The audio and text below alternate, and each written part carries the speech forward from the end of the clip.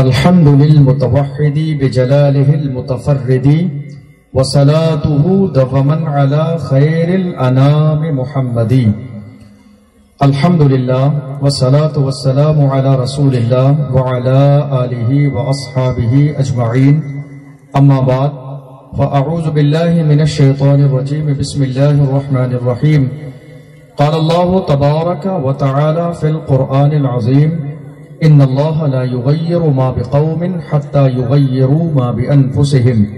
صدق الله العظيم وصدق رسوله النبي الأمين المتين المبين الكريم، ونحن على ذلك لمن الشاهدين والشاكرين والذاكرين والحمد لله رب العالمين. آئیے ہم اور آپ نہایت عقیدت اور محبت کے ساتھ اپنے اور ساری کائنات کے آقا و مولا اللہ کے محبوب حضرت محمد مصطفیٰ صلی اللہ علیہ وسلم کی بارگاہ مقدسہ میں درود و پاک کا نذرانہ پیش کریں اور پڑھیں بآواز بلند: اللہم صلی علی سیدنا و مولانا محمد معدن الجود والکرم وآلہ وبارک وسلم صلاۃ و سلام علیک یا رسول اللہ صلی اللہ تعالی علیہ وسلم. اللہ کا لاکھ لاکھ شکر اور اس کا احسان ہے کہ پروردگار عالم نے ہمیں اور آپ سب کو آج کی اس مبارک محفل میں حاضر ہونے کا موقع عطا فرمایا. اللہ کی بارگاہ میں دعا ہے پروردگار عالم ہماری اس محفل کو اپنی بارگاہ میں قبول فرمائے. مجھ سے پہلے ماشاءاللہ جو ہے آپ نے بہت خوبصورت اور ایک انقلابی بیان سنا،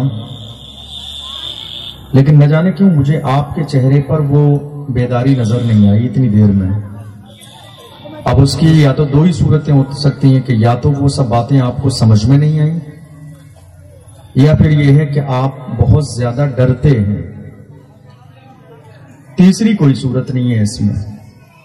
یا تو سمجھ میں نہیں آئیں وہ ساری باتیں جو آپ کو بتائی گئیں، یا پھر یہ ہے کہ آپ ڈرتے ہیں. ورنہ ایمان والوں کا انداز یہ ہوتا ہے کہ جب ہم 313 تھے تو لرزتا تھا زمانہ، جب ہم 313 تھے تو لرزتا تھا زمانہ. آج ہم ہزاروں اور کروڑوں کی تعداد میں. تو مجھے بتائیے آپ، یا تو وہ باتیں سمجھ میں نہیں آئیں یا پھر آپ ڈرتے ہیں.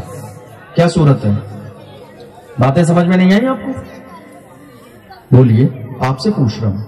نعرہ تکبیر! اللہ اکبر! نعرہ تکبیر! اللہ اکبر! نعرہ رسالت! یا رسول اللہ! جو باتیں حضرت نے ابھی بیان کی، اتنی قیمتی باتیں، وہ سمجھ آئیں آپ کو؟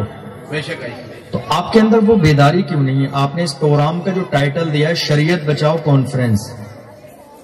شریعت بچانے والے سوتے تھوڑی ہیں، جاگتے ہوتے ہیں. خوب سولیے، خوب سولیے. جاگنا ہے جاگ لے افلاک کے سائے تلے، عمر بھر سونا پڑے گا خاک کے سائے تلے. آپ سوئی رہے ہیں ایک زمانے سے، آپ بیدار نہیں ہیں، سو رہے ہیں. اور لگاتار زمانہ کوشش کر رہا ہے کہ آپ کو سلا دیا جائے، آپ کو غافل کر دیا جائے، آپ کو بالکل دنیا کے پردے سے مٹانے کی کوشش لگاتار جاری ہے. اور آپ بالکل اتنی خاموشی کے ساتھ زندگی گزار رہے ہیں. کسی کو مارا جاتا ہے مگر آپ کی زبان سے ایک جملہ نہیں نکلتا ہے. آپ کے بھائی پر ظلم کیا جاتا ہے، آپ کی زبان سے ایک جملہ نہیں نکلتا ہے. کسی پر اتیاچار ہوتا رہتا ہے، آپ کی زبان سے ایک جملہ نہیں نکلتا ہے. یہ مزاج بنا لیا آپ نے سونے والا. یہی وجہ ہے کہ آج ملک کے کونے کونے پر لگاتار ظلم اور بربریت کے پہاڑ ہمارے اوپر توڑے جا رہے ہیں اور ہم خاموش ہیں. کسی عقل مند نے کہا تھا، کچھ نہ کہنے سے چھن جاتا ہے اعجاز سخن، کچھ نہ کہنے سے چھن جاتا ہے اعجاز سخن، ظلم سہنے سے بھی ظالم کی مدد ہوتی ہے. آپ ظلم سہنے کا مزاج بنائے ہوئے ہیں، اس لیے دنیا لگاتار آپ پر ظلم کر رہی ہے. آپ ظلم سہنے کا مزاج بنائے ہوئے ہیں، دنیا لگاتار آپ کو ٹارگیٹ کر رہی ہے. آپ برداشت کرنے کا مادہ پیدا کر رہے ہیں، اس لیے دنیا لگاتار آپ کو ٹارگیٹ کرتی چلی جا رہی ہے. کسی ایک سیاسی انسان نے مجھ سے کہا تھا، ہم تو مسلمانوں کے پاس بڑی امید کے ساتھ آتے ہیں ہر موقع پر کہ مسلمان فوراً مان لیتے ہیں. میں نے کہا اسی لیے ہر موقع پر آپ دباتے ہو کہ مسلمان مان لیتے ہیں، اسی لیے ان کی آواز کو دبایا جاتا ہے، اسی لیے ان کے انداز کو دبایا جاتا ہے، اسی لیے ان کے مشن کو دبایا جاتا ہے. اسی لیے ان کی باتوں کو دبایا جاتا ہے, اسی لیے ان کی آواز کو پست کر دینے کی کوشش کی جاتی ہے, اسی لیے ان کے منصوبے فیل کر دیے جاتے ہیں, اسی لیے ان کے پلان فیل کر دیے جاتے ہیں. جو کہ قوم مسلم ایک دھولی والی قوم ہے, ایک سنجیدہ قوم ہے, محبت والی قوم ہے, امن والی قوم ہے. مسلمان کبھی فساد نہیں چاہتے, مسلمان کبھی جھگڑا نہیں چاہتے, مسلمان کبھی تکبر نہیں کرتے, مسلمان انا کے پانی میں بہتے نہیں ہیں, مسلمان ہمیشہ محبت کا مزاج دینا چاہتے ہیں. اس لیے کہ ہم نے کلمہ مدینے والے مصطفیٰ کا پڑھا ہے, ہم نے رسول پاک صلی اللہ علیہ وسلم کی شریعت کو اپنے سینے سے لگایا ہے, ہم اس رسول کے غلام ہیں. اللہ اکبر. جس رسول کا عالم یہ ہے کہ دشمن کی ان کی بارگاہ میں آتے ہیں تو عزت کے ساتھ انہیں بٹھایا جاتا ہے. ہم اس رسول کے ماننے والے ہیں, جہاں پتھر مارنے والے آتے ہیں انہیں بھی عزت کے ساتھ بٹھایا جاتا ہے. ہم اس رسول کے ماننے والے ہیں, جہاں گالیاں دینے والے آتے ہیں انہیں بھی عزت کے ساتھ بٹھایا جاتا ہے. ہم اس رسول کے ماننے والے ہیں جس کی بارگاہ میں راستے میں کانٹے بچھانے والے آتے ہیں انہیں بھی عزت کے ساتھ بٹھایا جاتا ہے. ہم اس رسول کے ماننے والے ہیں جن کا عالم یہ ہے اوپر سے کوڑا پھینکنے والے کوڑا پھینکتے ہیں, مگر وہ دشمن جب بیمار ہوتے ہیں تو میرے رسول ان کی عیادت کے لیے ان کے گھر پہ جاتے ہیں. اللہ اکبر. قوم مسلم کسی دور میں نہ فساد چاہتی ہے نہ جھگڑا چاہتی ہے, نہ ہم نے پرانے دور میں نہ آج کی تاریخ میں کبھی ہم نے فساد کا ماحول پیدا کیا. کیوں؟ کیونکہ ہمارے پاس ایک شریعت ہے, ہمارے پاس دین ہے, ہمارے پاس ایک طریقہ ہے, ہمارے پاس سویلائزیشن ہے, ہمارے پاس تہذیب ہے, ہمارے پاس تکبر تمدن ہے, ہمارے پاس ایک انداز ہے, ہمارے پاس ایک آئیڈیل ہے, ہمارے پاس ہمارے رسول کا سونا جاگنا ہے, رسول کا اٹھنا بیٹھنا ہے, رسول کا طرز زندگی ہے. ہم کسی دور میں فساد نہیں کرتے ہیں, لیکن جب پانی سر سے زیادہ اوپر چلا جائے, جب پانی سر سے اوپر ہو جاتا ہے تو ہم پوری دنیا کو یہی مزاج دیتے ہیں, میری خاموشیوں سے تم کبھی دھوکہ نہ کھا جانا. محبت کی فضا میں بولنا ہم کو بھی آتا ہے, عزیزوں ہو چکے مایوس ہم دیوار زندہ سے, قفس کی تیلیوں کو توڑنا ہم کو بھی آتا ہے. کیا بات ہے, سبحان اللہ سبحان اللہ. بالکل حق ہے, بالکل حق ہے, سبحان اللہ.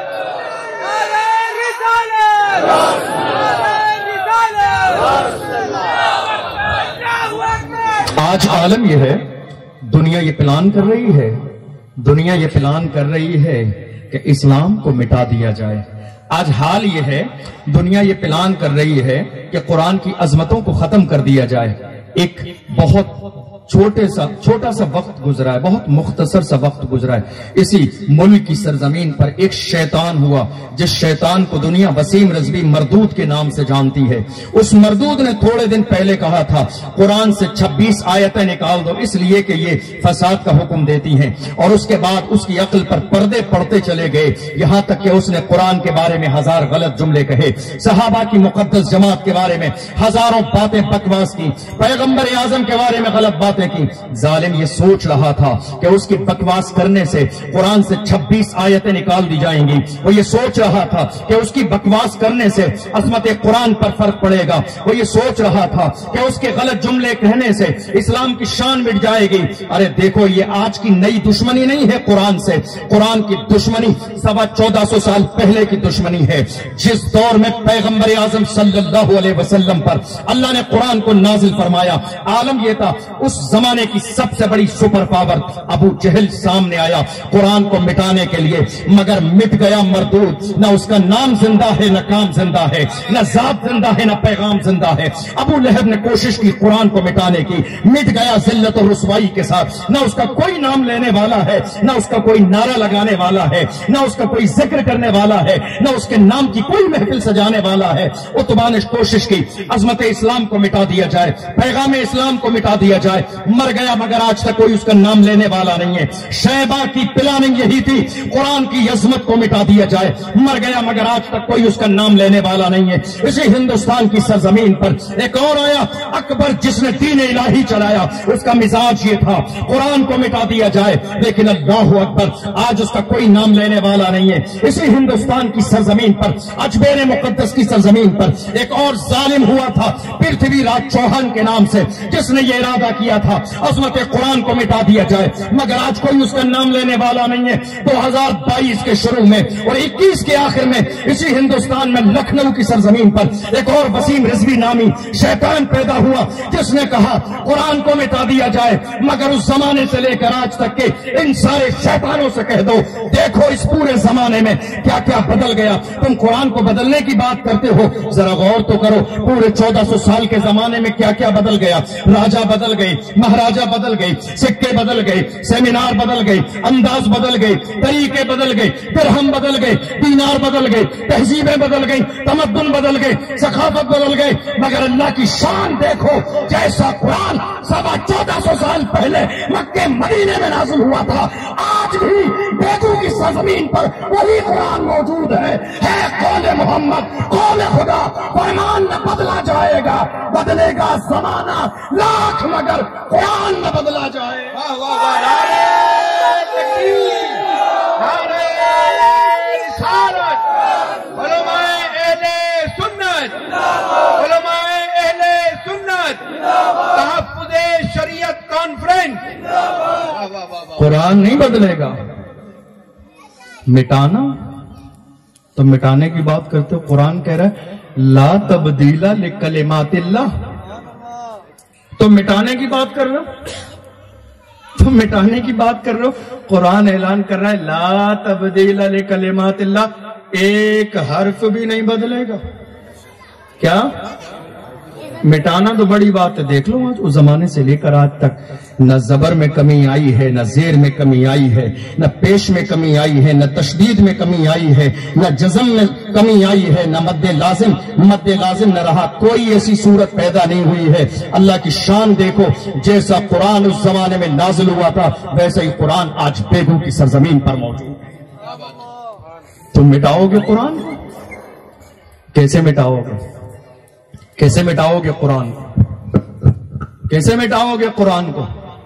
ذرا غور تو کرو، اسی دنیا میں رگ وید موجود ہے، یجروید موجود ہے، سام وید موجود ہے، آثار وید موجود ہے، مگر کمال یہ ہے کہ پوری دنیا میں تمہیں ہندوستان نہیں، سے باہر چلے جاؤ، تم اٹلی جاؤ، تم سسلی جاؤ، تم بلغاریہ جاؤ، تو سمرقند و بخارا چلے جاؤ، دنیا کے کونے کونے کا سفر کر لو، مگر پوری دنیا میں تمہیں رگ وید کا کوئی حافظ نہ ملے گا، یجروید کا کوئی حافظ نہ ملے گا، سام وید کا کوئی حافظ نہ ملے گا، آثار وید کا کوئی حافظ نہ ملے گا، مگر شان دیکھو اللہ نے مدینہ والے مصطفیٰ کے صدقے میں قوم مسلم کے 10 سال کے بچوں کو سینے میں وہ جگہ عطا فرمائی ہے۔ الحمدللہ آج بھی ہمارے سینے میں قرآن کے 30 پارے ہیں محفوظ ہیں۔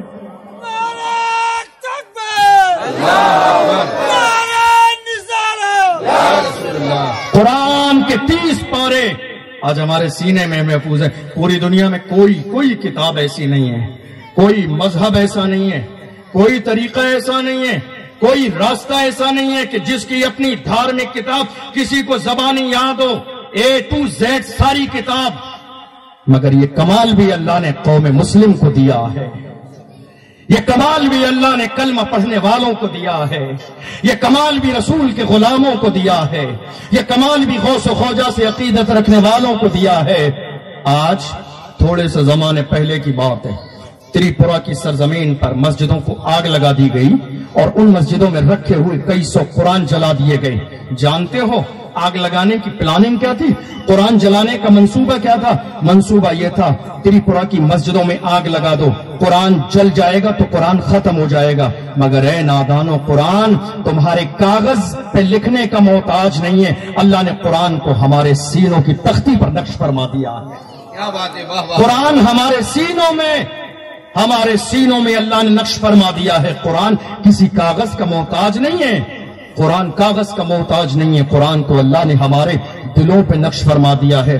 اور سنو، قرآن کے 14ویں پارے میں اللہ فرماتا ہے اِنَّا نَحْنُ نَزَّلْنَا الذِّكْرَ وَإِنَّا لَهُ لَحَافِظُونَ۔ اے لوگوں، مٹانے کی کوشش کرنے والوں کوشش کرتے رہو، مگر یاد رکھنا قرآن ہم نے نازل کیا ہے اور اس کا حفاظت کا ذمہ بھی ہم نے لیا ہے۔ کیا بات ہے، زندہ باد زندہ باد زندہ باد۔ قرآن بولیے میرے ساتھ، قرآن ہم نے نازل کیا ہے بیگوں والے اتنے بزدل تو نہیں ہو سکتے کہ آواز بھی نہیں نکل رہی، اتنے ڈرپوک تو نہیں ہو سکتے؟ بہادر بن کے زندگی گزاریے۔ ٹیپو سلطان نے ایک جملہ کہا تھا، اور اگر یہ جملہ تمہیں سمجھ میں آ گیا تو کوئی خاموش نہیں رہے گا۔ ٹیپو سلطان نے کہا تھا، شیر کی ایک لمحے کی زندگی گیدڑ کی 1000 سالہ زندگی سے بہتر ہے۔ شیر بنیے، شیر بننے کا مزاج پیدا کیجئے۔ جس دن آپ شیر بن جائیں گے، دنیا کا کوئی دشمن رسول میرے رسول کی شان میں گستاخی نہیں کر پائے گا۔ کیا بات ہے، سبحان اللہ۔ شیر بنیے۔ قرآن کا اعلان ہے، کل نفس ذائقۃ الموت، موت برحق آنی ہے۔ ایسا نہیں ہے 7 تالوں میں بند ہو جاؤ تو تمہیں موت نہیں آئے گی، تم کہیں میدان چھوڑ کے چلے جاؤ تو موت نہیں آئے گی، تم کہیں جا کے چھپ جاؤ تو موت کا فرشتہ راستہ بھول جائے گا۔ یہی ملک الموت ہے، یہی تو بات ہے، یہی تو ایسا فرشتہ ہے، یہی تو ایسا طریقہ ہے جہاں کوئی رشوت نہیں چلتی۔ آنا ہے تو آنا ہے۔ قرآن اعلان کر رہا ہے، اذا جاء اجلہم لا یستأخرون ساعۃ ولا یستقدمون۔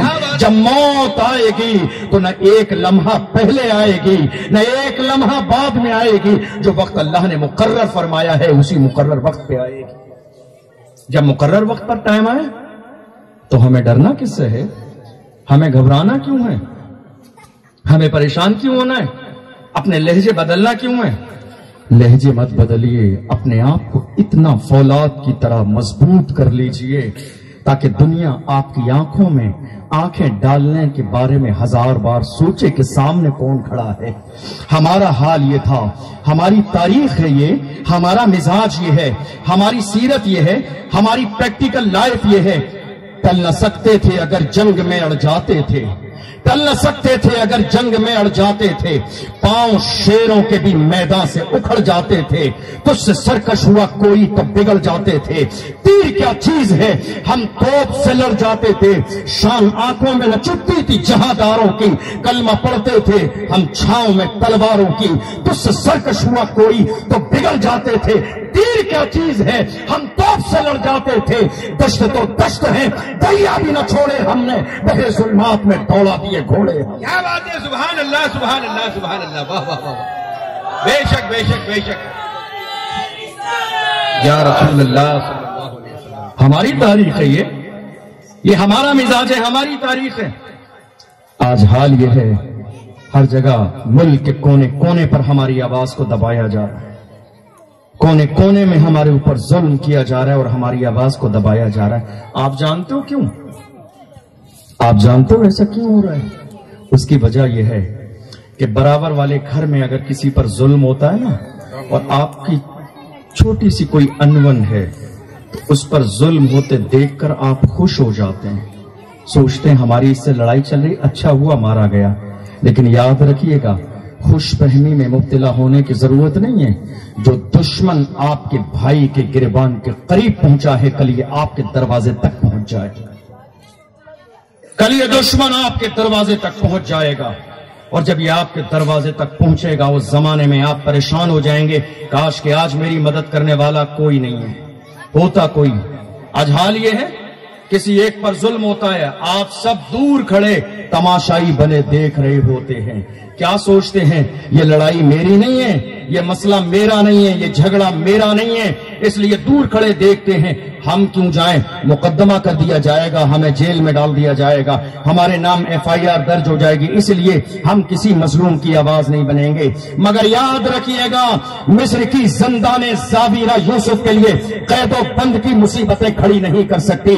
زنجیریں ٹوٹتی ہیں اور ایک غلام میدان میں نکل کر پوری دنیا کی آنکھوں میں آنکھیں ڈال کر ہر زمانے میں اعلان حق کرتا نظر آیا ہے، آج بھی کیا جا رہا ہے اور انشاءاللہ صبح قیامت تک کیا جائے گا۔ یاد رکھیے گا، آج اگر کسی ایک مسلمان پر ظلم ہوتا ہے، دور کھڑے ہو کے تماشا مت دیکھیے، یہ مت سوچئے میری ذات کا نہیں ہے، میری برادری کا نہیں ہے، میرے خاندان کا نہیں ہے، میرا ملنے والا نہیں ہے، میرے تعلق کا نہیں ہے۔ آج سب سے بڑا المیہ یہ ہے، مسلمان انہی چیزوں میں بٹے ہوئے ہیں، ہم چھیپا ہیں، ہم انصاری ہیں، ہم فلاں ہیں، ہم ملتانی ہیں، ہم یہ ہیں، ہم یہ ہیں۔ ارے کس نے تمہیں ان تمام ناموں کے ساتھ بانٹا؟ تم نے نام رکھ لیے، بہت اچھا ہے، کوئی دقت نہیں ہے، لیکن آؤ کلمہ تم نے جس رسول کا پڑھا ہے اس رسول کا مزاج دیکھو۔ اس رسول کا مزاج یہ ہے، ایک ہی صف میں کھڑے ہو گئے محمود و ایاز، نہ کوئی بندہ رہا اور نہ کوئی بندہ نواز۔ میرے رسول نے تمہیں رنگ کی بنیاد پر بانٹا نہیں ہے، خاندان کی بنیاد پر بانٹا نہیں ہے، رشتہ داری کی بنیاد پر بانٹا نہیں ہے، تمہیں اونچ نیچ کی بنیاد پر بانٹا نہیں ہے، امیر و غریب کی بنیاد پر بانٹا نہیں ہے، گورے اور کالے کی بنیاد پر بانٹا نہیں ہے۔ میرے رسول نے فرمایا تھا کسی گورے کو کالے پر کوئی فضیلت نہیں، کسی عربی کو اجمی پر کوئی فضیلت حاصل نہیں، مالدار کو غریب پر کوئی فضیلت حاصل نہیں، ہاں مگر تقوی کی بنیاد پر وہ صاحب فضیلت ہوگا۔ نمازی ہے اس کی عزت کی جائے گی، روزے دار ہے عزت کی جائے گی، باعمل حاجی ہے اس کی عزت کی جائے گی، دین کے لیے جان کا نذرانہ پیش کرنے والا ہے اس کی عزت کی جائے گی، ظلم کے خلاف آواز اٹھانے والا ہے اس کی عزت کی جائے گی۔ مگر آج المیہ یہ ہے، قوم مسلم ذات اور برادری میں بٹی ہوئی ہے، کسی ایک پر ظلم ہوتا ہے تو دوسرے دور کھڑے تماشائی بنے دیکھے رہتے ہیں کہ ہمارا مسئلہ نہیں ہے، ہمارے خاندان کا مسئلہ نہیں ہے، ہماری ذات کا مسئلہ نہیں ہے، ہماری برادری کا مسئلہ نہیں ہے۔ اگر یہ مزاج آپ کے اندر ہے تو یاد رکھیے گا، یہ مزاج اگر آپ کے اندر ہے تو یاد رکھیے گا، دنیا کی کوئی طاقت آپ کو مٹنے سے نہیں بچا سکتی۔ اگر یہی مزاج آپ کے اندر ہے تو یاد رکھیے گا، دنیا کی کوئی طاقت آپ کو مٹنے سے نہیں بچا سکتی۔ کرنا کیا ہے آپ کو؟ کیا کرنا ہے آپ کو؟ آپ کو کرنا یہ ہے، 3 کام ہیں آپ کے لیے۔ نمبر 1، ظلم کے خلاف کھڑے ہو جائیے، لیکن یاد رکھیے گا سب کا کلیجہ اتنا مضبوط نہیں ہوتا ہے جو ظلم کے خلاف کھڑا ہو جائے۔ اگر آپ کی آواز ساتھ نہ دے، اگر آپ کا انداز ساتھ نہ دے، اگر آپ کی زبان ساتھ نہ دے، اگر آپ کا وجود ساتھ نہ دے، اگر آپ کی ہمت اور حوصلہ ساتھ نہ دے، ظلم کے خلاف آپ کھڑے نہیں ہو سکتے۔ تو دوسرا آپشن آپ کے لیے یہ ہے کہ جو لوگ ظلم کے خلاف کھڑے ہیں ان کے کاندھے سے کاندھا ملا کے کھڑے ہو جائیے، انہیں مضبوط کر دیجیے۔ یہ دوسرا آپشن ہے آپ کی زندگی میں۔ اور اگر یہ بھی نہیں کر سکتے تو سب سے آسان ایک تیسرا آپشن ہے کہ پیٹھ کے پیچھے آ کے کھڑے ہو جائیے ان لوگوں کے جو ظلم کے خلاف کھڑے ہوئے۔ یہ 3 کام ضرور کیجیے اگر چاہتے ہیں کہ تمہیں عزت کی زندگی ملے، اور اگر یہ کام آپ نہیں کرتے ہیں تو یاد رکھیے گا کتنے افراز الحق کسی ملک میں مار دیے گئے، کوئی ان کی آواز اٹھانے والا نہیں۔ کتنے تبریز انصاری جیسے نوجوان کے ساتھ موب لنچنگ کر دی گئی، آج ان کے حق کی آواز اٹھانے والا کوئی نہیں ہے۔ کتنے پہلو خان اس ملک میں مار دیے گئے، کوئی ان کی آواز اٹھانے والا نہیں ہے۔ اندور کی سرزمین پر چوڑی والے کو مارا گیا، کوئی آواز اٹھانے والا نہیں ہے۔ اجمیر مقدس کی سرزمین پر بھیک مانگنے والے کو مارا گیا، کوئی آواز اٹھانے والا نہیں ہے۔ ہریانہ کی سرزمین پر ایک جم ٹرینر کے ساتھ موب لنچنگ کر دی گئی، کوئی آواز اٹھانے والا نہیں ہے۔ یاد رکھیے گا آپ کو اٹھنا ہوگا، ظلم کے خلاف آپ کو آواز اٹھانا ہوگی، آپ کو بیدار ہونا ہوگا، اپنے حقوق کا مطالبہ کرنا ہوگا۔ آج آپ اتنے خاموش ہو گئے ہیں، اتنے ڈر گئے ہیں، اتنے ڈر گئے ہیں کہ آپ کی زبان سے ایک جملہ ظلم کے خلاف نکلنے کے لیے تیار نہیں ہے۔ ذرا غور تو کیجئے، ہندوستان کی آزادی کی مہم کس نے چلائی؟ کس نے چلائی؟ ایک عالم دین۔ آج تو حال یہ ہے، حضرت نے تقریر کی ابھی، نہ جانے کتنے لوگ ایسے ہوں گے جن کے ذہن میں یہ ہوتا ہے عالموں کو سیاسی باتیں نہیں کرنا چاہیے۔ عالم بھی کریں گے نہیں، آپ بھی کرو گے نہیں، پھر کرے گا کون؟ کون بولے گا ہمارے حق کے لیے؟ کون آواز اٹھائے گا مسجدوں کی عظمت کے لیے؟ کون آواز اٹھائے گا عظمت قرآن کے لیے؟ اور اگر ہم آپ کو بولنے کا موقع دے دیں تو افسوس یہ ہے کہ جس قوم کو پہلا کلمہ یاد نہ ہو وہ پارلیمنٹ میں جا کے قوم مسلم کی نمائندگی کیسے کر سکتی ہے؟ صحیح بات ہے، بالکل صحیح بات ہے۔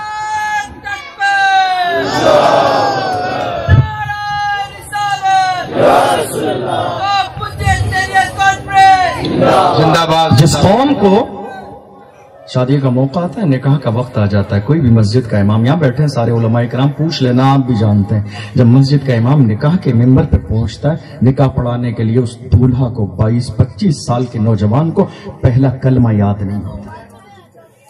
جس قوم کو پہلا کلمہ یاد نہ ہو، جس قوم کو اپنے رسول کا فرمان یاد نہ ہو، ہم کیسے امید کر سکتے ہیں کہ ان کے ذریعے ہماری آواز لوک سبھا تک پہنچے گی، راجیہ سبھا تک پہنچے گی، راشٹرپتی تک پہنچے گی، پارلیمنٹ تک پہنچے گی؟ ہم کیسے امید کر سکتے ہیں؟ اس لیے آج ہمارے لیے وہ علماء حق جو ظلم کے خلاف آواز اٹھا رہے ہیں، وہ ہمارے لیے لائق احترام بھی ہے اور قابل تقلید بھی ہے۔ بے شک بے شک، بالکل حق ہے، بالکل حق ہے۔ چونکہ وہ دین جانتے ہیں، وہ اسلام جانتے ہیں، وہ عظمت قرآن جانتے ہیں۔ آج تو حال یہ ہے، طلاق کا مسئلہ آج ہمارے ملک میں کیسا مسئلہ بن گیا۔ طلاق کے مسئلے پر میڈیا کی ٹیم پوری ڈیبیٹ کر رہی ہے۔ ڈیبیٹ کرنے والے جانتے ہو کون ہیں؟ جنہیں کلمے کا پڑھنے کا سلیقہ نہیں، جنہیں استنجا کرنے کا سلیقہ نہیں، جنہیں سنت کے مطابق وضو کرنے کا طریقہ نہیں، جو رسول کے حکم کے مطابق غسل کرنا نہیں جانتے، وہ میڈیا کی ٹیم کے ساتھ بیٹھ کر ڈیبیٹ کرتے ہیں۔ طلاق کا مسئلہ ایسے نہیں، ایسے ہونا چاہیے، طلاق کا مسئلہ ایسے نہیں، ایسے ہونا چاہیے، طلاق کا مسئلہ ایسے نہیں، ایسے ہونا چاہیے۔ کیوں طلاق کے مسئلے میں تمہارا مسئلہ یا نہیں ہے؟ یہ قرآن کا مسئلہ ہے، یہ قوم مسلم کا مسئلہ ہے۔ تو جواب آتا ہے، ہم قوم مسلم کی عورتوں کے ہمدرد ہیں، ہم بیٹی پڑھاؤ بیٹی بچاؤ کا نعرہ دیتے ہیں۔ یہ نعرہ ہمارے ملک کی سرزمین پر دیا گیا، بیٹی پڑھاؤ بیٹی بچاؤ۔ 2022 کا الیکشن چل رہا ہے، چند دن پہلے کی بات ہے، ہمارے اسی ملک میں ایک اور سیاسی نعرہ دیا گیا، صرف ووٹ حاصل کرنے کے لیے، الیکشن کو کامیاب بنانے کے لیے، 22,000 جو ہے 2022 کے الیکشن کے رخ کو موڑ دینے کے لیے ایک نعرہ اور دیا گیا، لڑکی ہوں لڑ سکتی ہوں۔ دیکھنے میں یہ نعرے بڑے خوبصورت ہیں، بڑے اچھے معلوم ہوتے ہیں، لیکن دیکھو جنہوں نے بیٹی پڑھاؤ اور بیٹی بچاؤ کی بات کی، کہاں تھے؟ کون سی گفا میں سو رہے تھے جس زمانے میں کرناٹک کے ناٹک میں ہماری بیٹیوں کو اسکول سے باہر بٹھا دیا گیا؟ کہاں تھے بیٹی پڑھاؤ اور بیٹی بچاؤ کا نعرہ دینے والے؟ کہیں ان کا پتہ نہیں تھا، ایک جملہ ان کی زبان سے نہیں نکلا، ٹویٹر کے ذریعے ٹویٹ کر کے یہ نہیں کہا کہ مسلم بچیوں پر ظلم ہوا، ہمارے دل کو تکلیف ہوئی ہے۔ مسلمانوں سمجھو اس دوہری پالیسی کو۔ حال یہ ہے، حجاب کے مسئلے میں سوشل میڈیا کے ذریعے ہمارے کانوں تک خبر پہنچائی جاتی ہے، حجاب پہننا ہے پاکستان چلے جاؤ، حجاب پہننا ہے افغانستان چلے جاؤ۔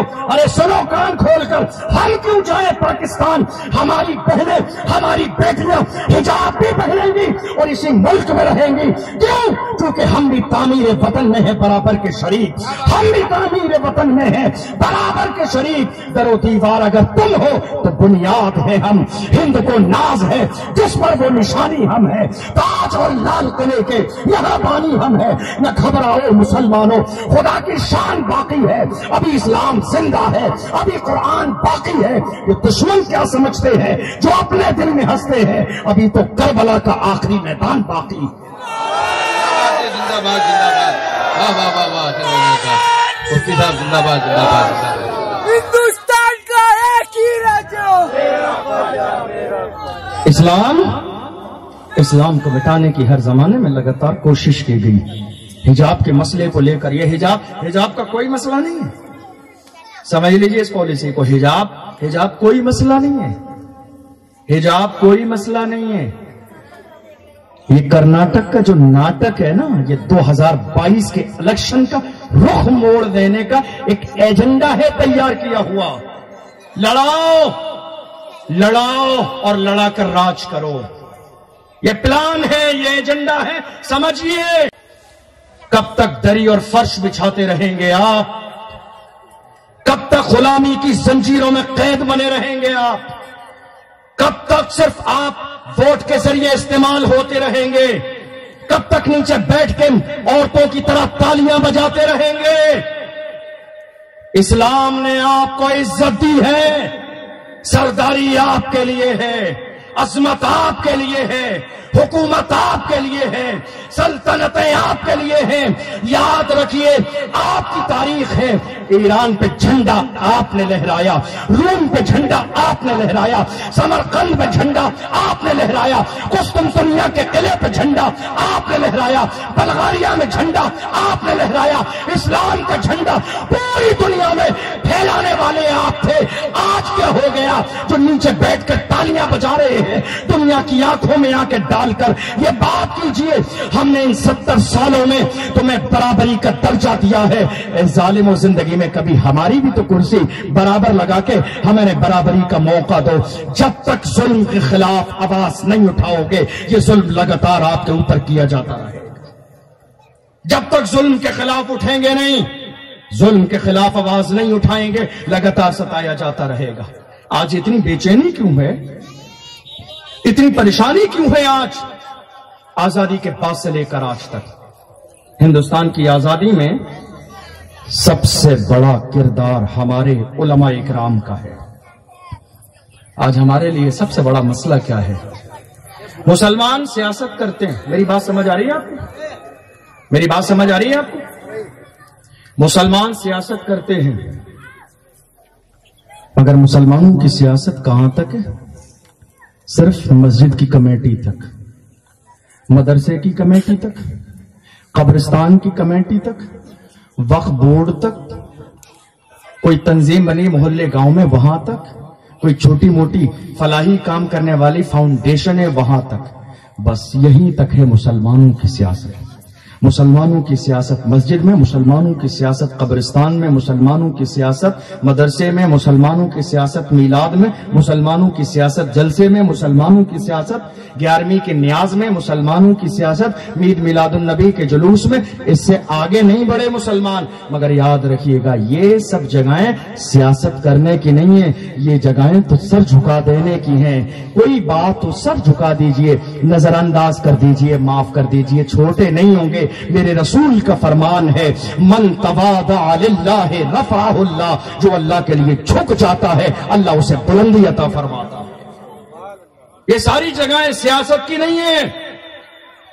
یا تو سیاست چھوڑ دیجئے، بالکل پوری ایمانداری کے ساتھ کام کیجئے، اور اگر سیاست کرنا چاہتے ہیں تو آئیے کھل کے میدان میں سیاست کیجئے. سیاست حرام نہیں ہے، سیاست ناجائز نہیں ہے. سیاست اس نظام کو کہتے ہیں جس نظام کے ذریعے ملک کو چلایا جاتا ہے. سیاست اس نظام کو کہتے ہیں جس نظام کے ذریعے ملک کو چلایا جاتا ہے. آپ کی ذمہ داری ہے سسٹم کا حصہ بنیے. گھر میں بیٹھے رہیں گے، گلی محلے میں بیٹھے رہیں گے، گھروں کی پٹیوں پر بیٹھ کر مودی اور امت شاہ کو کوسے دیتے رہیں گے، کچھ ہونے جانے والا نہیں ہے. سسٹم کا حصہ بننے کی کوشش کیجئے تاکہ آپ حق کی آواز کو ہر زمانے میں ہر علاقے میں بلند کر پائیں. یہ آپ کی دینی ذمہ داری ہے. ہمارے علماء نے ہندوستان کی آزادی کے لیے جان کی قربان. آج ہم ڈر رہے ہیں، سب کچھ ہمارے پاس ہے، دولت ہے، گھر ہے، بلڈنگیں ہیں، مکان ہیں، حویلیاں، ساری چیزیں ہمارے پاس ہیں، پھر بھی ہم ڈر رہے ہیں.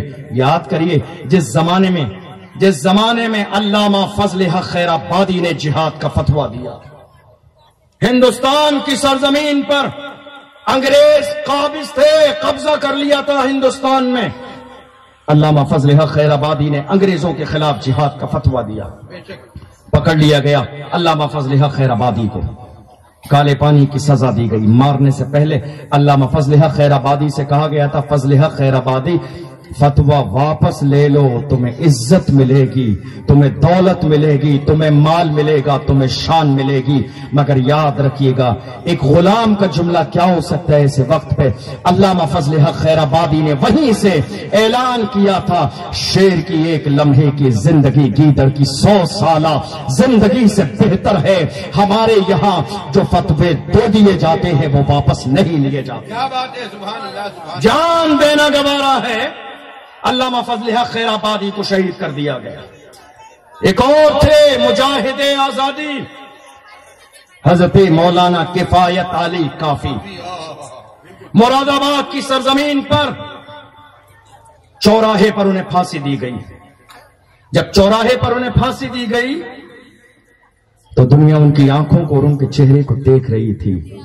آخری خواہش جب کسی مرنے والے سے پوچھی جاتی ہے تو جانتے ہو کوئی بیوی سے ملنے کی بات کرتا ہے، کوئی ماں سے ملنے کی بات کرتا ہے، کوئی کسی عزیز سے ملنے کی بات کرتا ہے، کوئی رشتہ دار سے ملنے کی بات کرتا ہے، کوئی زمین کی بات کرتا ہے، کوئی دولت کی بات کرتا ہے، مگر عاشق رسول کا مزاج تو کچھ اور ہی ہوتا ہے، عاشق رسول کی سوچ تو کچھ اور ہی ہوتی ہے۔ عاشق رسول کیسا عاشق رسول؟ ارے دیوانے کی نظروں کو جہاں دیکھ رہا ہے، دیوانہ خدا جانے کہاں دیکھ رہا ہے۔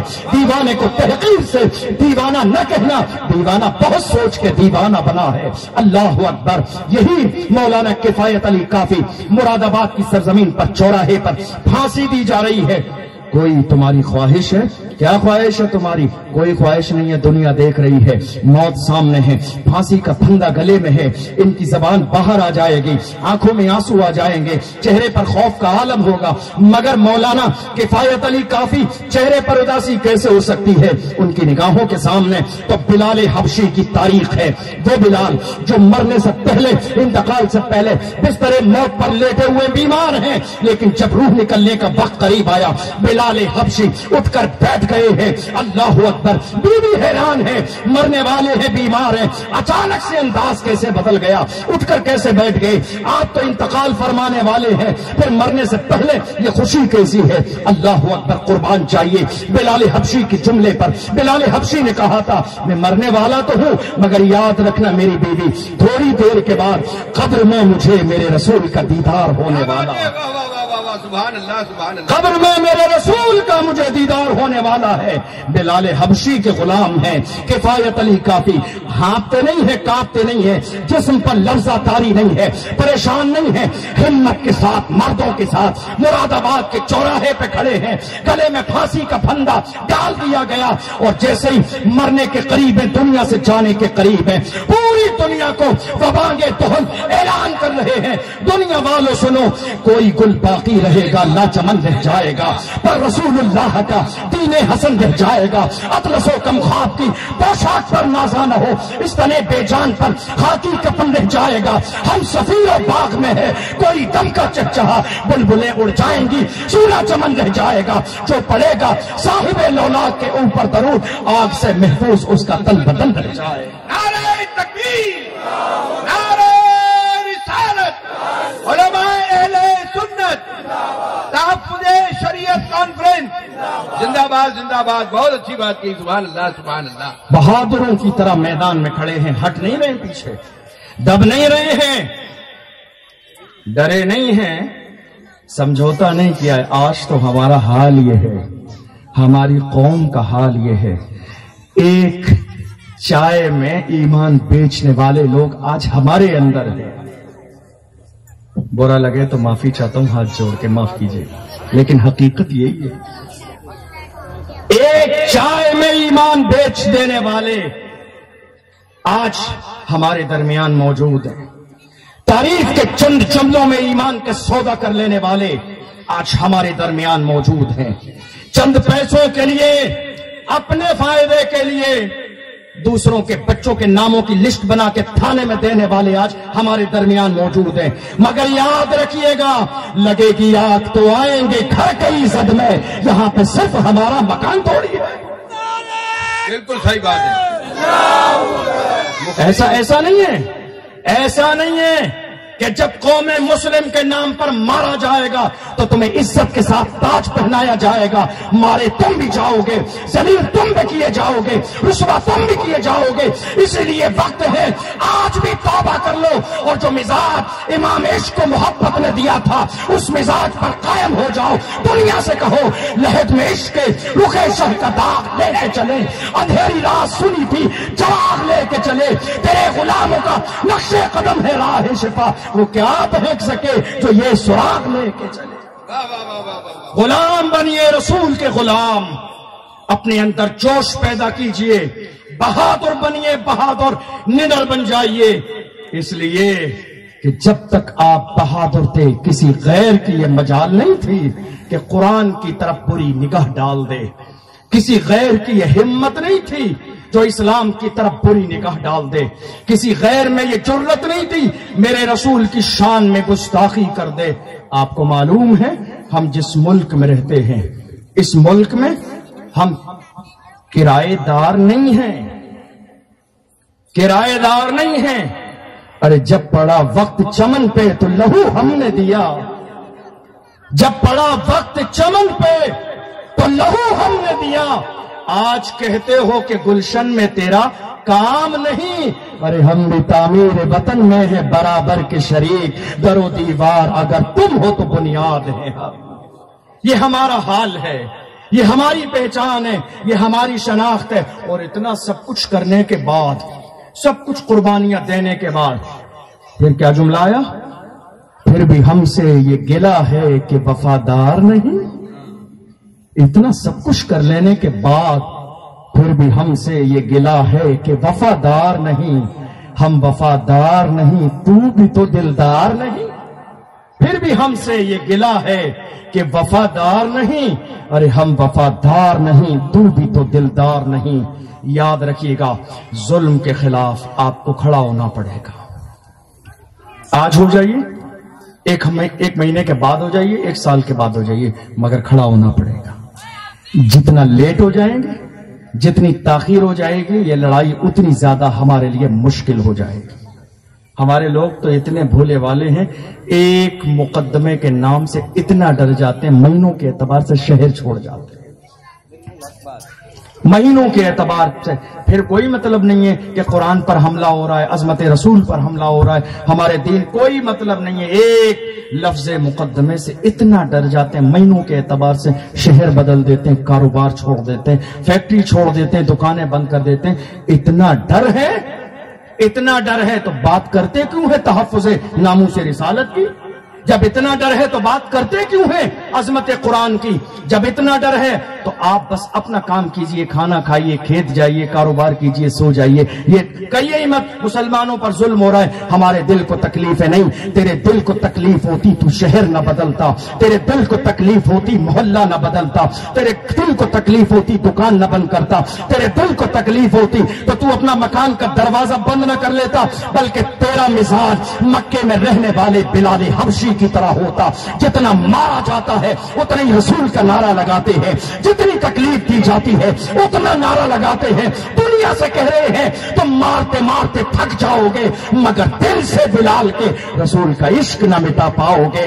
اللہ اکبر. جب اتنا مزاج دیکھا ہے بلال کی محبت میں, خرید کر صدیق اکبر نے مصطفیٰ کے قدموں میں لا کے ڈالا ہے. جب آئے ہیں میرے رسول کے قدموں میں, تبانگے دہل پوری دنیا کے سامنے کہتے ہیں یا رسول اللہ, جب تک بکا نہ تھا تو کوئی پوچھتا نہ تھا, تو نے خرید کے مجھے انمول کر دیا. آج ہم پریشان ہیں, ہم کہاں سے شروعات کریں, ہم کیا کریں, ہم کیا نہ کریں. یاد رکھیے گا, دنیا میں ہر کامیاب ہونے والی قوم کی طاقت ان کا اتحاد ہے. اتحاد ہے ان کا. لڑیے مت, لڑیے مت. گورے اور کالے کے نام پر فرق مت کیجئے, ذات اور برادری کے نام پر فرق مت کیجئے. گورے اور کالے کے نام پر, امیر اور غریب کے نام پر, یہ چھوت چھات ہمارا مسئلہ نہیں ہے. یہ چھوت چھات ہمارا مسئلہ نہیں ہے. یہ چھوت چھات اسلام سے پہلے کے اندر, کفر کے اندر یہ چھوت چھات کا مسئلہ تھا. میرے رسول آئے ہیں, وہ بلال جس بلال کو آج تک کسی نے اپنے گھر میں انٹر نہیں ہونے دیا. میرے رسول آئے ہیں, بلال آنے والے ہیں, باہیں کھولے کھڑے ہیں. بلال آ کے میرے سینے سے لگ جا, تاکہ قیامت تک کا آنے والا انسان سمجھ لائے کہ اسلام چھوت چھات والا مذہب نہیں ہے. اسلام تو سینے سے لگانے والا مذہب ہے. اسلام تو محبت کا پیغام دینے والا مذہب ہے. اسلام تو انسانیت کا مذہب ہے. مگر یاد رکھیے, آج ضرورت کس بات کی ہے؟ ہمارے یہاں حال یہ ہے, کسی بھی ایک چھوٹے سے کام کرنے کے لیے چھوٹی سی میٹنگ ہوتی ہے مشورے کی. کوئی بھی کام کرنا ہو, جلسہ, میٹنگ, کوئی پرشاسنک کام, ایک چھوٹی سی میٹنگ. لیکن اس میٹنگ سے پہلے بھی ایک میٹنگ ہو جاتی ہے اس کو فیل کرنے کے لیے. اور جب وہ ایک میٹنگ ہو جاتی ہے تو ایک میٹنگ اس کے بعد ہوتی ہے اس کو میٹنگ کو. لیکن یاد رکھیے گا, میٹنگ کا جو انداز ہے, مشورے کا جو انداز ہے, ہمیں مذہب اسلام نے سکھایا.